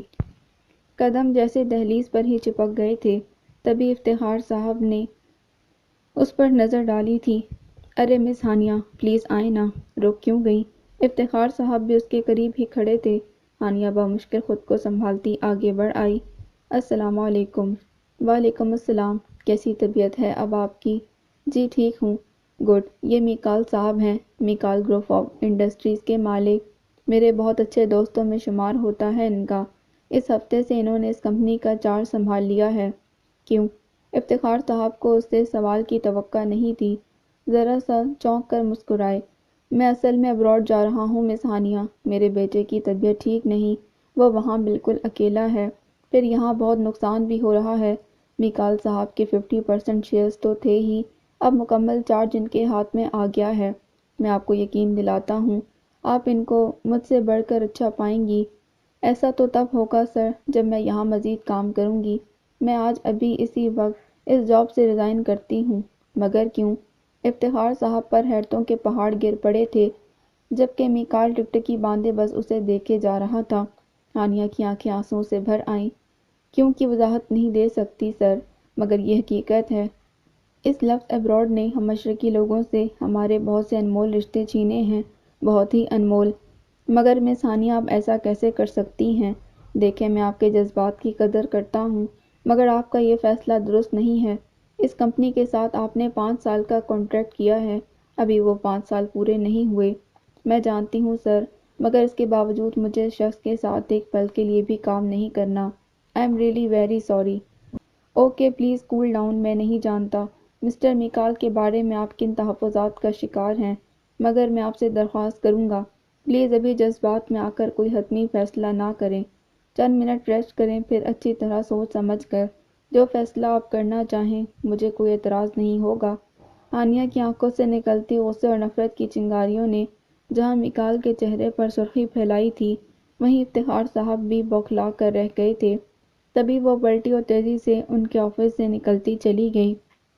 باہر موسم سرد تھا مگر وہ بنا سرد ہوا کی پرواہ کیے پیدل ہی چلتی رہی تھی۔ آنسو تھے کہ قطار در قطار بہتے چلے جا رہے تھے۔ کیا ضروری تھا کہ وہ شخص اب یوں بار بار اس کا ضعف آزمانے کو اس کے سامنے آتا؟ آج کل اس کے گھریلو حالات بھی ٹھیک نہیں چل رہے تھے۔ پچھلے دنوں بیماری پر بہت پیسہ لگا تھا اس کا، گھر کا راشن بھی ختم ہو رہا تھا، اوپر سے نینی اس کی بیٹی جو فاریہ نے اسے گود دی تھی کا ٹرپ شمالی علاقہ جات کو جا رہا تھا اور وہ ساتھ جانے کے لیے بضد تھی۔ مگر ہانیہ کے اکاؤنٹ میں صرف چند ہزار رہ گئے تھے، جس میں ابھی اسے سردیوں کے لیے کپڑے بھی خریدنے تھے۔ پہلے جازب اسے ہر ماہ کچھ نہ کچھ رقم آن لائن بھیجتا تھا، مگر بعد میں اس کے کاروباری حالات اچھے نہ رہے تو ہانیہ نے خود ہی اسے منع کر دیا۔ زندگی تاحال اسے مشکلات اور مسائل کی چکی میں پیسے جا رہی تھی، مگر وہ تھی کہ کسی صورت ہار ماننے کو تیار نہیں تھی۔ جس وقت وہ گھر پہنچی، سارے گھر پر ایک عجیب سی خاموشی کا راج تھا۔ ذکیہ بیگم کچن میں کھانا بنا رہی تھیں۔ وہ بیک سائڈ پر رکھتی لاؤنج میں صوفے پر پاؤں سمیٹ کر بیٹھ گئی۔ نینی فاریہ کی طرف گئی ہوئی تھی۔ ذکیہ بیگم اس کی آہٹ پر فوراً کچن سے نکل آئیں۔ آج جلدی گھر آ گئی ہانیہ، خیریت؟ جی خیریت ہی ہے، بس طبیعت ٹھیک نہیں تھی تو گھر آ گئی۔ آپ کیا بنا رہی ہیں؟ آلو کی بھجیا بنا رہی ہوں، نینی فرمائش کر رہی تھی۔ اچھا، مگر وہ ہے کہاں؟ دکھائی نہیں دے رہی۔ فاریہ کی طرف گئی ہے، کئی روز سے بلا رہی تھی۔ چلیں اچھی بات ہے، میں تھوڑی دیر سونا چاہوں گی۔ وہ آئے تو پلیز اسے کھانا کھلا دیجیے گا۔ الجھن بھرے انداز میں وہ بال سمیٹتی اٹھ کھڑی ہوئی تھی۔ ذکیہ بیگم اس بات میں سر ہلا کر رہ گئی۔ اس رات ایک مرتبہ پھر وہ سو نہیں سکی تھی۔ میکال بہت دنوں کے بعد اس روز کلب آیا تھا۔ ہر طرف وہی رنگینیاں تھیں جو اس ماحول کا حصہ تھی، مگر اس کے اندر جیسے آگ لگ گئی تھی۔ ہانیہ صفدر کی آنکھوں سے نکلتی نفرت کی چنگاریوں نے اس کا سارا وجود جلا کر راکھ کر ڈالا تھا۔ اس کا توہین آمیز لہجہ اس کی رگوں میں خون ابال رہا تھا۔ کس درجہ حقارت سے ایک تھرڈ پرسن کے سامنے اس نے اس کی عزت اتار کر رکھ دی تھی۔ جتنا وہ سوچتا جاتا تھا اتنا ہی اس کا دماغ پھٹتا جاتا تھا۔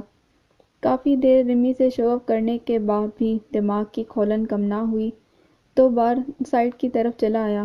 تبھی رحیم صاحب کلب میں داخل ہوئے۔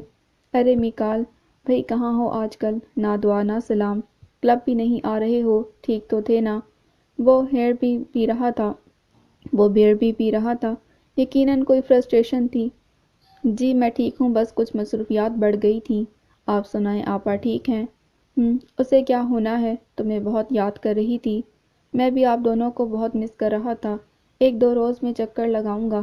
2 گلاس خالی کرنے کے بعد وہ اب تیسرے کا آرڈر دے رہا تھا جب رحیم نے منع کر دیا۔ آج کے لیے بس اتنا کافی ہے۔ تمہاری آپا فش بریانی بنا رہی ہیں، آج چلو مل کر کھاتے ہیں۔ نہیں آج نہیں، پھر کبھی سہی پلیز۔ پھر کبھی کس نے دیکھا ہے یار، بس چلو ابھی۔ زبردستی اس کے شانوں کے گرد بازو حمائل کرتے ہوئے وہ اسے وہاں سے نکال لائے تھے۔ تقریباً 25 منٹ کے بعد وہ دونوں گھر پہنچے تو مسز رحیم کچن میں مصروف تھیں۔ رحیم صاحب کے ساتھ میکال کو دیکھ کر فوراً لاؤنج میں چلی آئیں۔ ارے میکال، کتنے دنوں کے بعد شکل دکھائی ہے، سب خیریت تو تھی نا؟ جی آپا خیریت ہی تھی، آپ سنائیں کیسی ہیں؟ میں تو ٹھیک ہوں، تمہیں بہت یاد کر رہی تھی۔ رحیم صاحب بھی تمہارے لیے کلب جاتے ہیں روز۔ آئی ایم سوری، میں اصل میں بزنس ٹور پر تھا، اس لیے چکر نہیں لگا سکا۔ چلو کوئی بات نہیں، یہ بتاؤ ہانیہ سے بات ہوئی؟ گیلے ہاتھ دوپٹے سے پونچھتے وہ اس کے مقابل صوفے پر بیٹھ گئی تھیں۔ میکال کے اندر پھر بھونچال اٹھ گیا۔ نہیں، کیوں؟ مجھے پرسوں ملی تھی مارکیٹ میں، بہت اداس لگ رہی تھی۔ اصل میں آج کل اس کے گھریلو حالات ٹھیک نہیں، اپنے بیٹے کے لیے بھی بہت بے چین ہے۔ تم کیوں پریشان کر رہے ہو اسے؟ میں نے کیا پریشان کیا ہے؟ جو آسائشات میں اپنے بیٹے کو فراہم کر سکتا ہوں وہ نہیں کر سکتی، پھر میں کیوں اسے اس کے حوالے کر دوں؟ وہ ماں ہے، اس کی اپنا پیٹ کاٹ کر بھی اس کی خواہشات پوری کرنی پڑے تو کرے گی۔ تم اکیلے نہیں لائے اسے دنیا میں، پھر جس طرح سے تم نے اس پر ظلم کیا ہے، اس کا دل دکھایا ہے، بے گناہ اس کے کردار کو نشانہ بنا کر کسی اور کو اپنی زندگی میں شامل کیا، اس کے بعد تم اسے نفرت کے قابل سمجھتے ہو؟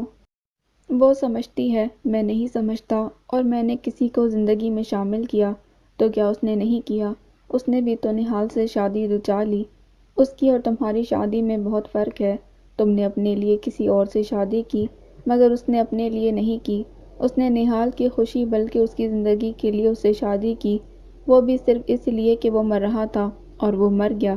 مسز رحیم کی آنکھیں پل میں نم ہو گئیں۔ میکال کے لبوں کو چپ لگ گئی۔ بجائے اس کے کہ تم اس کے زخموں کا تدارک کرتے، تم نے اسے اور زخم دے دیے۔ لوگوں کی باتوں میں آ کر دو کوڑی کا کر دیا اسے۔ آج وہ کتنی تنہا ہو کر رہ گئی ہے۔ آپا، سارا قصور میرا تو نہیں تھا۔ یہ ٹھیک ہے کہ مائرا سے دھوکہ کیا گیا، مگر وہ چاہتی تو اس غلط فہمی کو ختم کر سکتی تھی۔ پھر کیوں نہیں کی اس نے؟ موقع دیا تھا تم نے اسے غلط فہمی ختم کرنے کا۔ کیا کیا نہیں کیا تم نے اس کے ساتھ؟ کبھی پوچھو تنہائی میں اپنے ضمیر سے۔ پوچھا ہے اور میں بہت شرمندہ ہوں، مگر وہ مجھے ازالے کا موقع نہیں دے رہی۔ ابھی چند روز پہلے بھی اس نے آفس میں میری اتنی بے عزتی کی ہے، تو تم نے بھی تو اسے بارہا ذلیل کیا ہے، وہ بھی اپنے گھر والوں کے سامنے۔ بقول تمہارے کیا کیا نہیں کیا تم نے اس کے ساتھ۔ مسز رحیم آج اس کی فل کلاس لینے پر تلی ہوئی تھیں۔ میکال کی آنکھیں ایک دم سے بھیگ گئیں۔ وہ برداشت کر سکتی ہے آپا، میں نہیں کر سکتا۔ نہیں کر سکتے تو بھول جاؤ اسے، کیا مسئلہ ہے؟ یہ بھی نہیں کر سکتا آپا، پلیز آپ اسے کہیں مجھے معاف کر دے پلیز۔ دائیں ہاتھ کے انگوٹھے اور شہادت کی انگلی سے اپنی آنکھوں کے کنارے دباتے وہ صوفے سے اٹھ کر ان کے پاس نیچے زمین پر آ بیٹھا۔ مسز رحیم نے اذیت سے منہ پھیر لیا۔ بہت مشکل ہے میکال، جتنے فاصلے تمہارے اور ہانیہ کے بیچ حائل ہو چکے ہیں، انہیں سمیٹنا اب کسی تھرڈ پرسن کے لیے بہت مشکل ہے۔ بہتر ہوگا اگر تم خود اس سلسلے میں ہانیہ سے بات کرو۔ میں نہیں کر سکتا ابا، بہت دیر ہو چکی ہے، اب میں چلتا ہوں، بہت تھکن فیل ہو رہی ہے۔ نشے سے سرخ آنکھوں کے کنارے دباتا فوراً وہ اٹھ کھڑا ہوا۔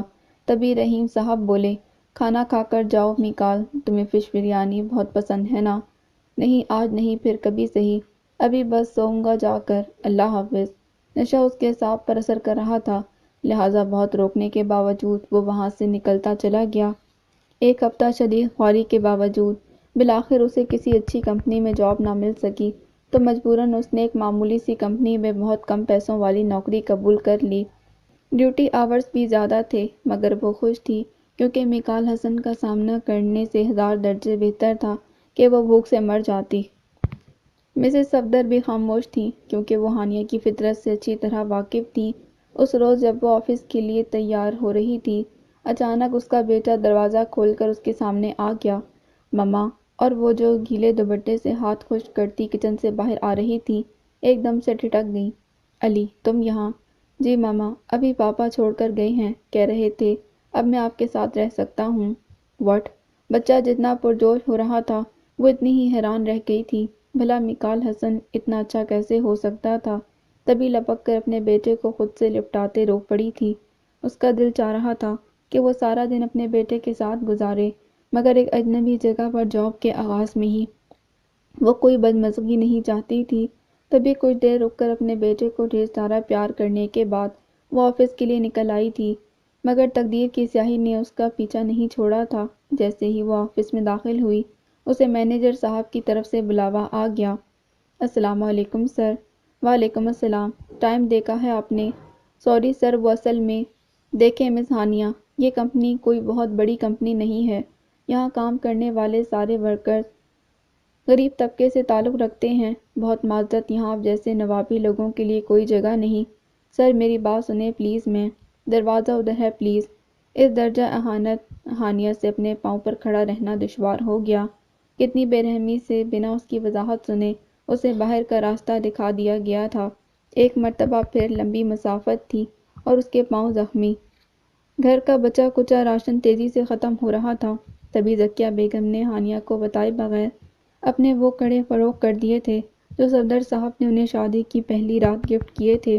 ہانیہ کے استفسار پر اس نے بتایا کہ جازب کے حالات پہلے سے بہتر ہو گئے ہیں، لہٰذا اس نے خود ہی انہیں رقم بھجوا دی۔ ہانیہ کے لیے یہ خبر بے حد خوشی کی خبر تھی۔ اگلی جاب کے لیے اسے کچھ وقت مل گیا۔ تبھی ہونٹوں پر ہاتھ رکھ کر روتے اس نے فوراً وضو کیا اور سجدے میں گر گئی تھی۔ اس روز اس نے بہت سارا وقت اپنے بیٹے کے ساتھ گزارا تھا۔ رات دیر تک وہ اسے مختلف جگہوں پر گھماتی پھراتی رہی۔ رات میں کہانی سناتے جب وہ اس کے بال سلا رہی تھی، اچانک اس نے پوچھا، ماما کیا پاپا سے ناراض ہیں؟ نہیں تو کیوں؟ اچانک وہ ایک دم سے ٹھٹک گئی۔ پاپا روز رات میں آپ کی اور نہال چاچو کی تصویر سے باتیں کرتے ہیں اور روتے رہتے ہیں۔ کبھی کبھی تو بہت ڈرنک بھی کرتے ہیں اور سگریٹ بھی پیتے ہیں۔ مجھے ان کے منہ سے بہت بری بدبو آتی ہے۔ آلودگی کے عالم میں وہ اسے بتا رہا تھا۔ ہانیہ کا دل شدت سے دھڑک اٹھا۔ اس کا بیٹا سو چکا تھا، مگر اس رات ایک مرتبہ پھر وہ بہت دیر تک جاگ کر روتی رہی۔ اگلے روز ذکیہ بیگم اس کے بیٹے کو چپس بنا کر دے رہی تھیں جب وہ چائے کا کپ ہاتھ میں لیے لاؤنج میں آ بیٹھی۔ ابھی اس نے ٹی وی آن کیا تھا کہ ایک دم سے وہ سامنے آ گیا۔ کوئی ٹاک شو تھا جس میں اسے خصوصی طور پر انوائٹ کیا گیا تھا۔ ہانیہ دیکھ سکتی تھی کہ وہ پہلے سے بھی زیادہ خوبصورت اور ہینڈسم دکھائی دے رہا تھا، مگر اس کی آنکھیں بجھ کر رہ گئی تھیں۔ فارحہ نے بتایا کہ لڑکیاں مرتی تھیں اس پر۔ ایک لڑکی نے تو آفس میں اسے خودکشی کی دھمکی بھی دے دی تھی، مگر وہ کسی پر نگاہ غلط ڈالنا بھی گوارا نہیں کرتا تھا۔ عجیب بے نیازی اور بے حسی کا خول چڑھا لیا تھا اس نے فاریہ کے ہی بقول۔ وہ اپنے والیٹ میں ہر وقت اس کی تصویر رکھتا تھا۔ جب بھی زیادہ بے چینی ہوتی، وہ ڈرائیونگ کے دوران بھی گاڑی روک کر ایک نظر اسے دیکھتا اور پرسکون ہو جاتا۔ ساری باتیں اپنی جگہ پر ٹھیک تھیں، مگر صرف ایک لفظ داشتہ اسے جینے نہیں دے رہا تھا۔ وہ مر سکتی تھی، مگر میکال حسن کو اس کی بے وفائی کے لیے معاف کرنا اس کے بس میں نہیں تھا۔ شام ڈھل رہی تھی۔ آسمان پر سیاہ بادل کسی بھی پل برسنے کو تیار دکھائی دے رہے تھے۔ میکال حسن نے تھکی تھکی سی نظر اٹھا کر اوپر آسمان کی طرف دیکھا اور نگاہیں پھر سے عائشہ برہان کے خوبصورت چہرے پر ٹکا دیں، جو آسمان کی طرف اپنی آنکھوں کے گہرے سیاہ بادل لیے کسی گزرے ہوئے طوفان کی مانند خاموش بیٹھی تھی۔ تو یہ طے ہے میکال کہ تمہاری زندگی میں ہانیہ صفدر کے علاوہ اب کوئی اور لڑکی کبھی نہیں آ سکتی؟ تو پھر جھک کر منا کیوں نہیں لیتے اسے؟ وہ مجھ سے ناراض نہیں ہے عائشہ، بدگمان ہے۔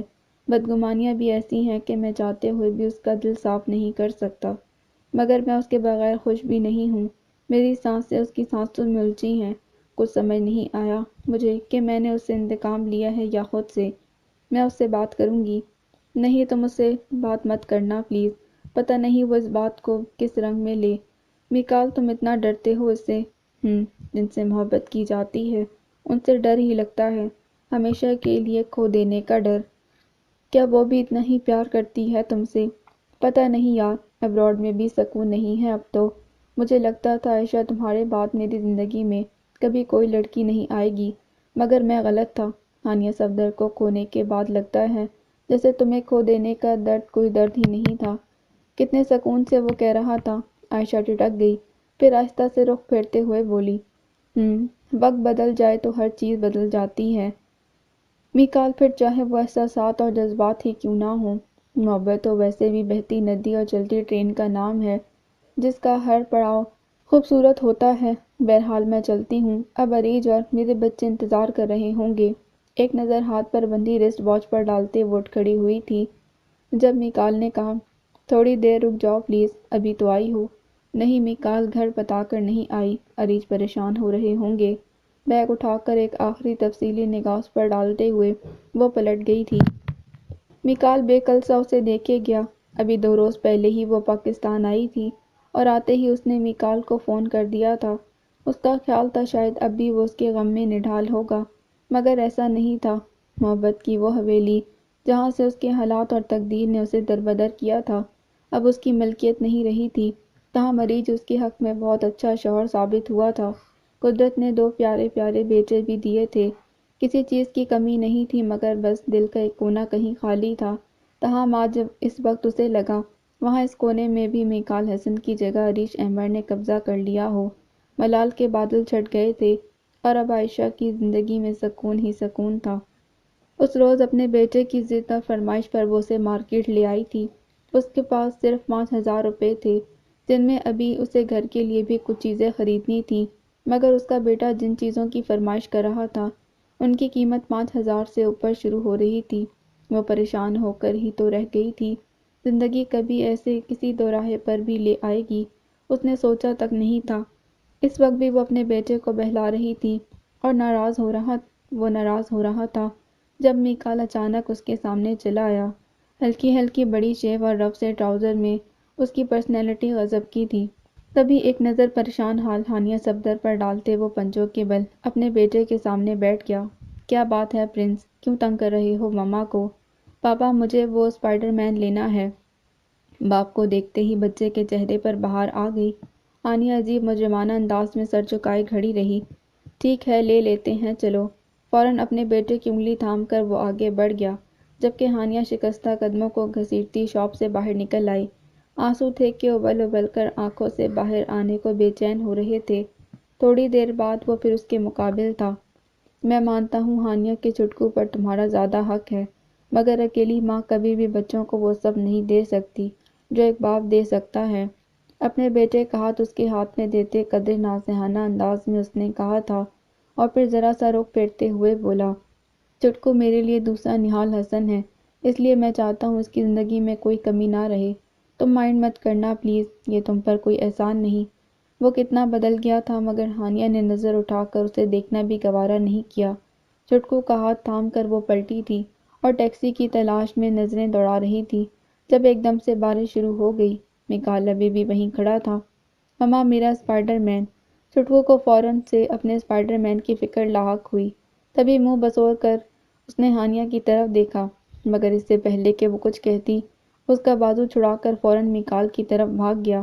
پھر اس کی شاندار گاڑی کا دروازہ کھولتے ہوئے اس نے اپنا اسپائڈر مین گاڑی کے اندر رکھ دیا۔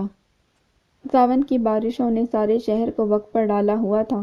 ہانیہ پریشان ہو گئی، کیونکہ دور دور تک کسی ٹیکسی کا کوئی نام و نشان نظر نہیں آ رہا تھا۔ ماما، پاپا کی گاڑی میں آ جائیں پلیز۔ چٹکو تیز بارش میں بھیگتے ہوئے اس کے قریب آیا اور اب اس کا ہاتھ پکڑتے کھینچ رہا تھا، جب اس نے آہستہ سے اپنا ہاتھ اس کے ہاتھ سے چھڑا لیا۔ آپ کو جانا ہے تو جاؤ علی، مجھے نہیں جانا۔ کیوں؟ رات تو آپ کہہ رہی تھیں کہ آپ پاپا سے ناراض نہیں۔ میں کسی سے ناراض نہیں ہوں۔ آپ جاؤ، کیونکہ جو چیزیں آپ کو آپ کے پاپا لے کر دے سکتے ہیں وہ میں نہیں خرید سکتی۔ نہ چاہتے ہوئے بھی وہ جذباتی ہو گئی تھی، چھوٹا سا بچہ جیسے سہم گیا۔ آنکھیں بھی فوراً آنسوؤں سے بھر آئیں۔ سوری ماما، مجھے اسپائڈر مین نہیں چاہیے۔ ہانیہ کا دل اس کے آنسوؤں پر تڑپ اٹھا تھا۔ لپک کر فوراً اس نے اسے گود میں اٹھا لیا۔ بارش مزید تیز ہو گئی تھی۔ میکال نے ایک نظر اوپر برستے آسمان کی طرف دیکھا، پھر تیزی سے ہانیہ کے قریب چلا آیا۔ بارش تیز ہو رہی ہے، ابھی تھوڑی دیر میں یہاں کوئی بھی نظر نہیں آئے گا۔ میں تمہاری بات نہیں کروں گا، مگر چٹکو بارش میں بھیگ کر اکثر بیمار پڑ جاتا ہے، لہٰذا اس وقت بھی ایسا کوئی رسک نہیں لوں گا۔ چٹکو کو اس کی گود سے لیتے اس نے ہانیہ کا بازو تھام کر اسے بھی ساتھ کھینچ لیا تھا۔ وہ انکار کرنا چاہتی تھی، مگر میکال نے اسے موقع ہی نہیں دیا کچھ بولنے کا۔ تقریباً 20 منٹ کی ڈرائیو کے بعد اس نے اس کے گھر کے سامنے گاڑی کی بریک لگائی تھی۔ چٹکو ضدی بچہ ہے اور ابھی چھوٹا ہے، اس لیے مجبوریوں کی نزاکتوں کو نہیں سمجھتا۔ یہ اس کے اکاؤنٹ کا ATM ہے، آئندہ جب بھی ضرورت پڑے پلیز اسے استعمال کر لینا۔ والیٹ سے ATM کا کارڈ نکال کر اس کی طرف بڑھاتے وہ بولا تھا، جب ہانیہ چٹکو کا ہاتھ تھام کر گاڑی سے باہر نکل آئی۔ بہت شکریہ، میں اپنے بیٹے کی ہر خواہش خود پوری کر سکتی ہوں، بس ابھی میرے حالات کچھ ٹھیک نہیں، قدرے ترش لہجے میں کہتے وہ گیٹ کی طرف بڑھ گئی۔ میکال حسن حیران سا اسے دیکھتا رہ گیا۔ اگلے چند دن اس کے بے حد اذیت میں گزرے تھے۔ تبھی اسے کمال کی کال آ گئی، وہ اسے انگلینڈ بلا رہا تھا، کیونکہ حسن صاحب کی طبیعت بہت خراب تھی۔ نہال کی موت کے بعد وہ بہت کمزور ہو گئے تھے۔ میکال جانا نہیں چاہتا تھا، مگر چلا گیا، اور ہانیہ صفدر کے پاس سے ہمیشہ کے لیے فرار کا بس ایک یہی موقع تھا۔ فاریہ کی بیٹی اسے واپس کر کے وہ ذکیہ بیگم اور چٹکو کے ساتھ شہر ہی چھوڑ کر چلی گئی تھی۔ 4 سال ہو گئے تھے اسے کراچی چھوڑے ہوئے، اور ان 4 سالوں میں اس نے کسی بھی اپنے سے رابطہ نہیں کیا تھا۔ گزرے ہوئے 4 سالوں میں اپنے بیٹے کی بہترین تعلیم و تربیت کے لیے کیا کیا نہیں کیا تھا اس نے۔ 3 جگہوں پر جاب، بیماری کے باوجود فاقے، پریشانیاں، ہر چیز برداشت کی، اور یہ اسی کا نتیجہ تھا کہ وہ آج ایک سرکاری اسپتال کے سستے سے کمرے کے بیڈ پر پڑی ہوش و حواس سے بیگانہ تھی، اور اس کا بچہ جو 10 سال کا ہو چکا تھا اس کے سرہانے کھڑا رو رہا تھا، جبکہ ذکیہ بیگم خود بیماری کے باوجود اس کی دیکھ بھال کر رہی تھیں۔ ہانیہ کا ایک گردہ قطعی ناکارہ ہو چکا تھا، اسے آپریشن کی ضرورت تھی، آپریشن کے لیے پیسوں کی، جو ذکیہ بیگم کے پاس نہیں تھے۔ زندگی کے مسائل اور تقدیر کی بے رحمی سے لڑتے لڑتے وہ لڑکی بالآخر ہار گئی تھی۔ ایک لمبے عرصے کے بعد میکال ان دنوں ملتان آیا تھا۔ اس کا بزنس ملکوں تک پھیل چکا تھا۔ ایک دنیا اس کی پرستار تھی، مگر وہ اب زندگی نہیں جی رہا تھا، گھسیٹ رہا تھا۔ 4 سال ہو گئے تھے اس نے ہانیہ صفدر اور اپنے بیٹے کو نہیں دیکھا تھا، کہاں کہاں نہیں ڈھونڈا تھا اسے ان دونوں کو، مگر وہ دنیا کے کس گوشے میں جا چھپی تھی۔ پچھلے 4 سال میں کوئی رات ایسی نہیں تھی جب وہ رو کر نہ سویا ہو۔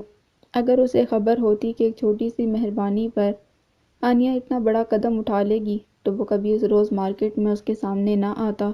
کم از کم شہر کی فضا میں اس کی سانسوں کی خوشبو تو آتی رہتی۔ کتنا ٹوٹ پھوٹ کر رہ گیا تھا پچھلے سال میں، جانے کتنے ایسے ادارے تھے جن کو ہر ماہ وہ کروڑوں کی امداد دیتا۔ وجہ صرف یہ تھی کہ وہاں چھوٹے چھوٹے معصوم بچے کفالت پا رہے تھے اور اسے ہر بچے میں اپنا بچہ نظر آتا تھا۔ اس وقت وہ اپنے دوست کے ساتھ سائٹ پر آیا تھا جب اس نے کمپنی کے ایک افسر کو ایک چھوٹے سے بچے پر برستے ہوئے دیکھا۔ تمہاری عمر نہیں کام کرنے کی، جاؤ یہاں سے، پتہ نہیں کہاں کہاں سے آ جاتے ہیں اٹھ کر۔ نہیں، مجھے کام کرنا ہے، میری ماما کو پیسوں کی ضرورت ہے۔ بچے کے لہجے میں آنسوؤں کی آمیزش تھی۔ میکال کے قدم خود بخود اس کی طرف اٹھ گئے۔ کیا بات ہے؟ اس نے افسر سے پوچھا۔ کچھ نہیں سر، اس بچے کو دیکھیں، 10 سال عمر ہے اور مزدوری کرنے چلا آیا۔ افسر اسے بتا رہا تھا، تبھی بچے نے اس کی طرف دیکھا تھا اور میکال کو لگا جیسے اس کے سر پر آسمان ٹوٹ پڑا ہو۔ اس کا لخت جگر جو اربوں کی جائیداد کا مالک تھا، وہاں چند پیسوں کے لیے مزدوری کرنے چلا آیا تھا۔ ٹوٹی ہوئی ہمت کے ساتھ پنجوں کے بل زمین پر بیٹھتے اس نے اپنے بیٹے کو کندھوں سے تھاما تھا اور پھر اسے لپٹ کر پھوٹ پھوٹ کر رو پڑا۔ ارد گرد کے لوگ یہ منظر دیکھ کر شاکڈ رہ گئے۔ ماما کہاں ہیں؟ کچھ دیر کے بعد سر اٹھاتے اس نے پوچھا تھا۔ جب اس کے بیٹے نے بتایا، ہسپتال میں، نانو کہتی ہیں جب تک پیسے نہیں ہوں گے ماما ٹھیک نہیں ہوں گی، اس لیے میں چوری چوری یہاں آ کر کام کر رہا تھا۔ مجھے ماما کے بغیر کچھ بھی اچھا نہیں لگ رہا پاپا۔ پھول سا چہرہ کملایا ہوا تھا۔ میکال کا دل کٹ کر رہ گیا۔ کھینچ کر اسے اپنے سینے سے لگاتے بے تحاشا چومتا چلا گیا۔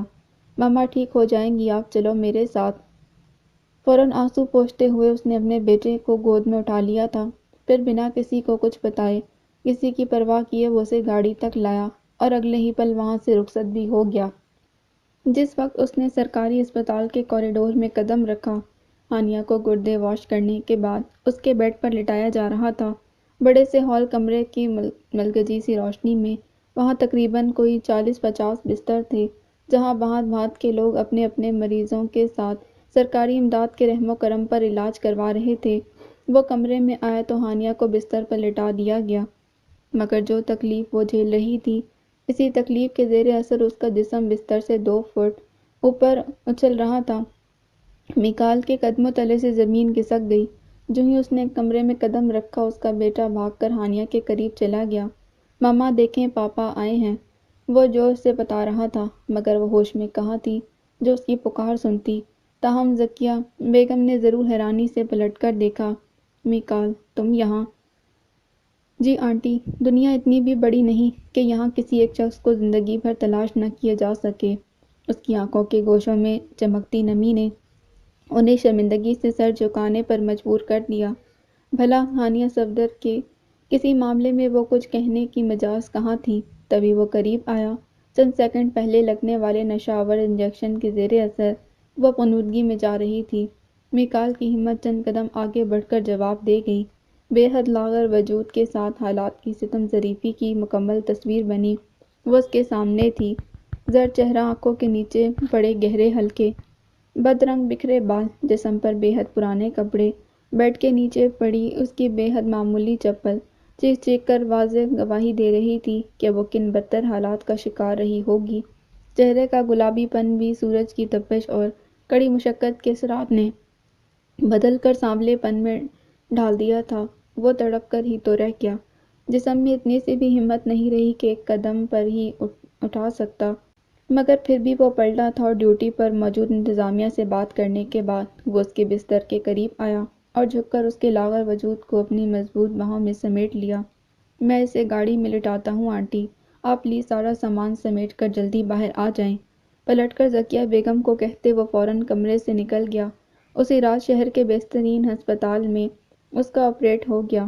ست شکر اس کے صرف ایک گردے کو نقصان پہنچا تھا، دوسرا بالکل محفوظ تھا، وگرنہ میکال نے اسے اپنا ایک گردہ دینے کی مکمل تیاری کر لی تھی۔ آپریشن کے 1 گھنٹے کے بعد اسے وی آئی روم میں شفٹ کر دیا گیا۔ وہی اس کی شخصیت تھی، وہی تکلیف تھی، مگر کاغذ کے چند ٹکڑوں نے فقط ایک رات میں ہی اس کی حیثیت بدل کر رکھ دی تھی۔ ذکیہ بیگم اس کا شکریہ ادا کرتے نہ تھک رہی تھی، اور وہ اپنے حقیقی معبود کا، جس کی رحیم اور کریم ذات نے خاص رحمت سے 4 سال کی خواری کے بعد بالآخر اسے ہانیہ صفدر اور اپنے بیٹے سے ملا دیا تھا۔ جس وقت ہانیہ کی آنکھ کھلی، کمرے میں بے حد خاموشی اور سکون تھا۔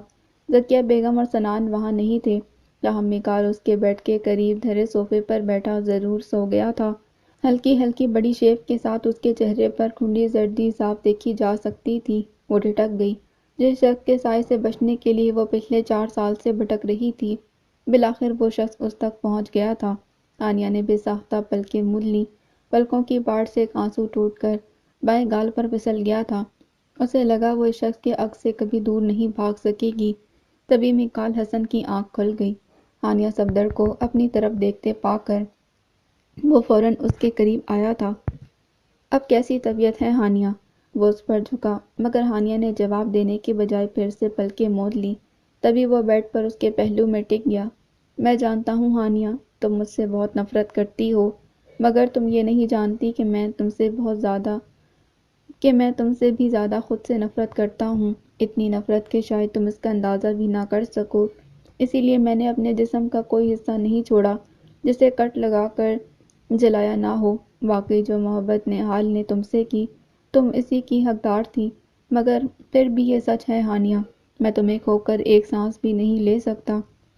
پچھلے سال میں نے جس اذیت میں گزارے ہیں، تم اس کا اندازہ بھی نہیں کر سکتی۔ ساری دنیا کو ترک کر دیا ہے میں نے۔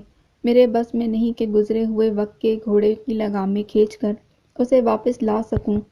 جو ظلم میں نے تمہارے اور نہال کے ساتھ کیا، اس کا ازالہ کر سکوں، مگر میں تم سے درخواست کرتا ہوں ہانیہ، میرے ضبط اور ہمت کا مزید امتحان مت لو۔ میرے لیے نہ صحیح، چھٹکوں کے لیے ہی صحیح، پلیز مجھے معاف کر دو، پلیز۔ ایک دم سے اس کا ہاتھ تھام کر وہ بچوں کی طرح رو پڑا تھا۔ ہانیہ کے اندر بھوچال اٹھ گیا۔ کر چکی ہوں معاف، میرا بیٹا کہاں ہے؟ اس کے لہجے میں اب بھی کوئی لچک نہیں تھی۔ میکال نے خود کو سنبھال لیا۔ سو رہا ہے، تمہیں پتہ ہے تمہاری جان بچانے کے لیے وہ مزدوری کر رہا تھا۔ کیا؟ وہ شاکڈ رہ گئی تھی۔ تبھی ذکیہ بیگم وہاں چلی آئیں تو میکال اٹھ کر کمرے سے باہر نکل گیا۔ میکال حسن سے آپ نے رابطہ کر کے اسے بلایا تھا؟ اس کے جاتے ہی اس نے ذکیہ بیگم سے تفتیش شروع کر دی۔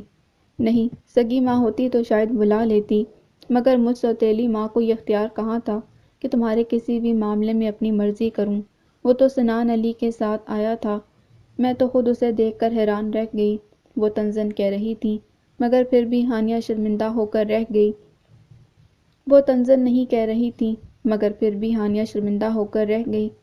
میں جانتی ہوں تمہارا دل میری طرف سے کبھی صاف نہیں ہوگا، مگر تم یہ نہیں جانتی کہ میری کن مجبوریوں نے مجھے صفدر صاحب سے دوسری شادی پر مجبور کیا، بالکل ویسے ہی جیسے تم یہ نہیں جانتی کہ میکال نے کن وجوہات اور احساسات کی بنا پر علیزے نامی اس ماڈل سے شادی کی۔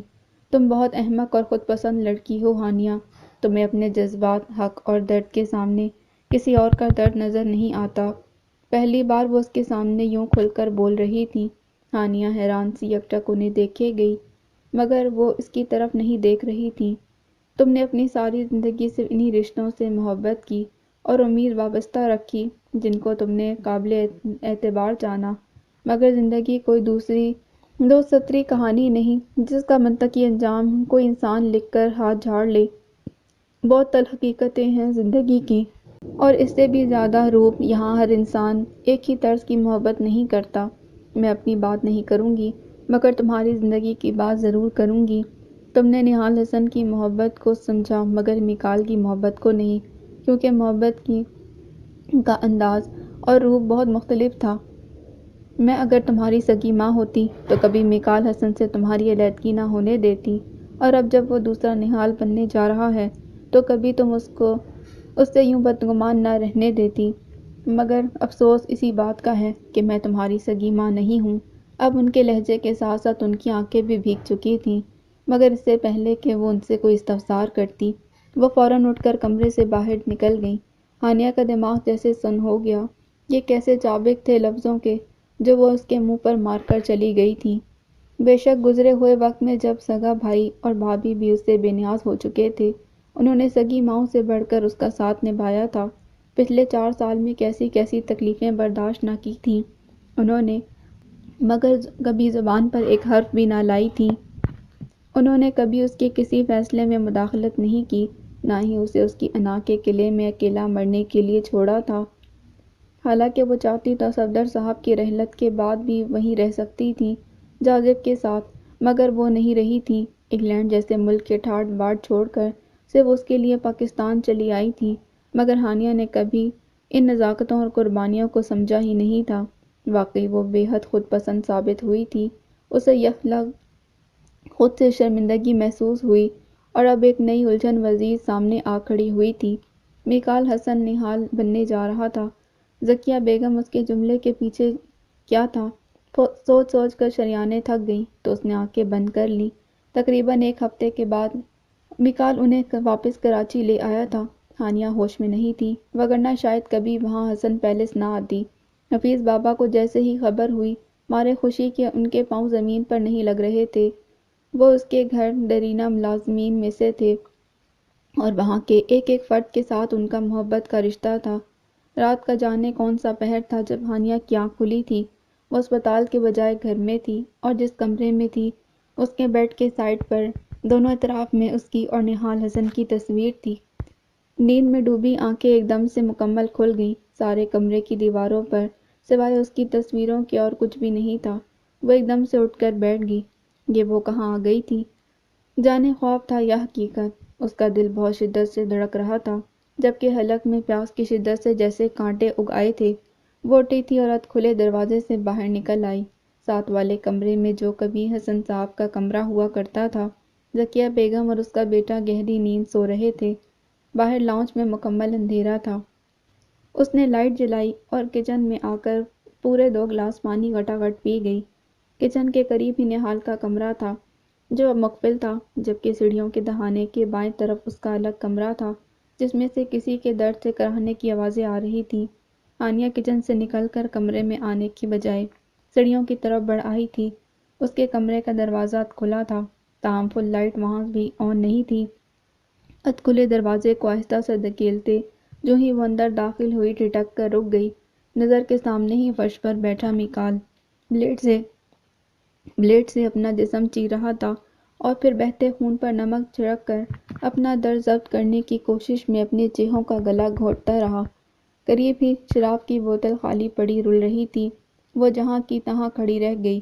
ذکیہ بیگم نے صحیح کہا تھا، نہال اور میکال دونوں کی محبت کے انداز میں بہت فرق تھا، مگر دونوں نے ہی اسے بہت چاہا تھا۔ وہ بھول گئی کہ اس نے اس کے ساتھ کیا کیا تھا، اسے کیا کیا کہا تھا۔ یاد رہا تو صرف اتنا کہ اس کے دل نے کبھی اس شخص کو بہت شدت سے چاہا تھا۔ اب نہال کے بعد وہ اسے جان سے گزرتے ہوئے نہیں دیکھ سکتی تھی۔ ایک وہ شخص تھا جس کی جان اس کی محبت نے لے لی تھی، اور اب ایک یہ شخص تھا جس کی جان اس کی نفرت لے رہی تھی۔ محبت کے سوکھے چشمے ایک دم سے پھوٹے تھے اور وہ لپک کر قریب چلی آئی۔ چھوڑو میکال، یہ کیا کر رہے ہو؟ اس کے ہاتھ سے بلیڈ چھینتے ہوئے وہ چلائی تھی۔ وہ اسے دیکھ کر ٹھٹک گیا۔ تم؟ اس وقت اسے اپنا ہوش نہیں تھا، مگر وہ اس کی حیرانی کی پرواہ کیے بغیر فوراً کمرے سے نکل آئی۔ شدت سے بہتے آنسوؤں کے ساتھ بلیڈ پھینک کر اس نے فرسٹ ایڈ باکس تلاش کیا اور دوبارہ اسی کمرے میں چلی آئی۔ میکال ابھی بھی دیوار سے ٹیک لگائے اسی پوزیشن میں بیٹھا تھا۔ جب اس نے سختی سے آنکھیں رگڑتے ٹھنڈے پانی سے اس کے زخموں کو صاف کرنے کے بعد وہاں کریم لگا دی تھی، تبھی میکال نے اس کا ہاتھ تھاما اور پھر بچوں کی طرح پھوٹ پھوٹ کر رونا شروع کر دیا۔ ایک مدت کے بعد اس کے درد نے ہانیہ کے دل میں چٹکی کاٹی تھی، تبھی وہ اس کے مضبوط کندھے پر ہاتھ رکھتے ہوئے بولی، بس کرو میکال، بہت سزا کاٹ لی ہم نے محبت کی، اور محبت میں بدگمانیوں کی، اب اور نہیں۔ موتی اس کی آنکھوں سے بھی ٹوٹ کر بکھر رہے تھے۔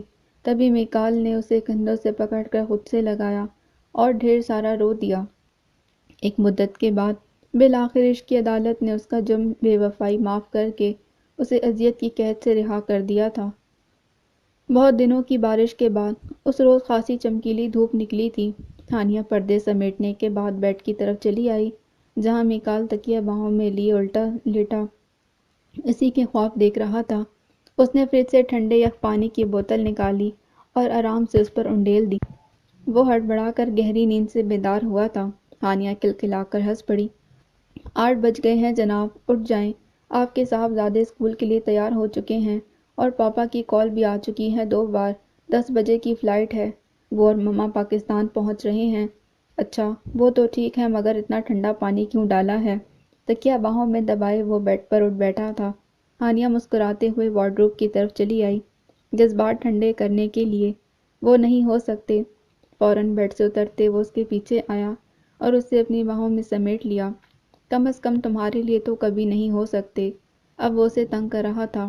این اسی ٹائم اس کا بیٹا بیگ اٹھائے کمرے میں چلا آیا۔ پاپا مجھے اسکول سے دیر ہو رہی ہے۔ او سوری علی، وہ میں آپ کی مما کو نیکلس پہنا رہا تھا۔ بیٹے کی آمد پر فوراً اسے چھوڑتے ہوئے وہ بوکھلایا تو ہانیہ پھر کھلکھلا کر ہنس پڑی۔ فکر نہ کرو، ابھی سے چھوڑ کر واپسی پر خبر لیتا ہوں تمہاری۔ آنکھوں ہی آنکھوں میں اسے اشارہ کرتا وہ چٹکو کے پیچھے ہی کمرے سے نکل چکا تھا۔ جواب میں ہانیہ نے منہ بسور کر اسے مزید چڑھایا۔ اس کی منزل یہی تھی، جتنی بھی کٹھن مسافت طے کر لیتی، اسے لوٹ کر یہیں آنا تھا۔ جازب اور ہادیہ نے ذکیہ بیگم کو اپنے پاس بلا لیا تھا۔ 1 ماہ پہلے میکال حسن سے اس کی شادی کے بعد وہ ہانیہ کے اصرار پر وہاں نہیں رکی تھیں، تاہم ہانیہ نے ان کے لیے اپنی محبت کا اظہار ضرور کر دیا تھا۔ باہر میکال کی گاڑی سٹارٹ ہونے کی آواز آ رہی تھی۔ اس نے وارڈروب کھول کر وہاں رکھی نہال حسن کی تصویر نکالی۔ وہ مسکرا رہا تھا، یوں جیسے ہانیہ صفدر کی زندگی کی خوشیوں کے لیے اس کی دعائیں مستجاب ہو گئی ہوں۔ ہانیہ نے نہایت پیار سے اس کی تصویر پر ہاتھ پھیرتے ہوئے کھڑکی کے اس پار دیکھا، جہاں کئی روز کی بارشوں کے بعد بالآخر چمکیلی دھوپ نکل آئی تھی۔ بارشیں واقعی کبھی کسی کا ساتھ نہیں دیتیں، تاہم اس کی زندگی میں اب بارشوں کے موسم کی جگہ سنہری دھوپ نے لے لی تھی۔ تبھی نہال کی تصویر وارڈروب میں رکھتے ہوئے وہ کمرے سے نکل آئی۔ ابھی میکال نے واپس آ کر آفس کے لیے تیاری کرنی تھی، پھر ایئرپورٹ جانا تھا اور وہ نہیں چاہتی تھی کہ ہر روز کی طرح آج بھی اسے دیر ہو۔ بے شک ہجر کی لمبی مسافت کے بعد اس نے رشتوں کے حسن اور ان کی اہمیت کو محسوس کرنا سیکھ لیا تھا۔ تمت بالخیر۔ So this was the end of novel جھیل کنارے کنکر۔ امید کرتی ہوں یہ کہانی آپ کو بہت پسند آئی ہوگی۔ اگر آپ کو یہ کہانی پسند آئی ہے تو پلیز میرے چینل کو سبسکرائب کریں، اس ویڈیو کو لائک کریں اور کمنٹ میں ضرور لکھ کر بتائیں۔ ملتے ہیں ایک نئی کہانی کے ساتھ۔ اللہ حافظ۔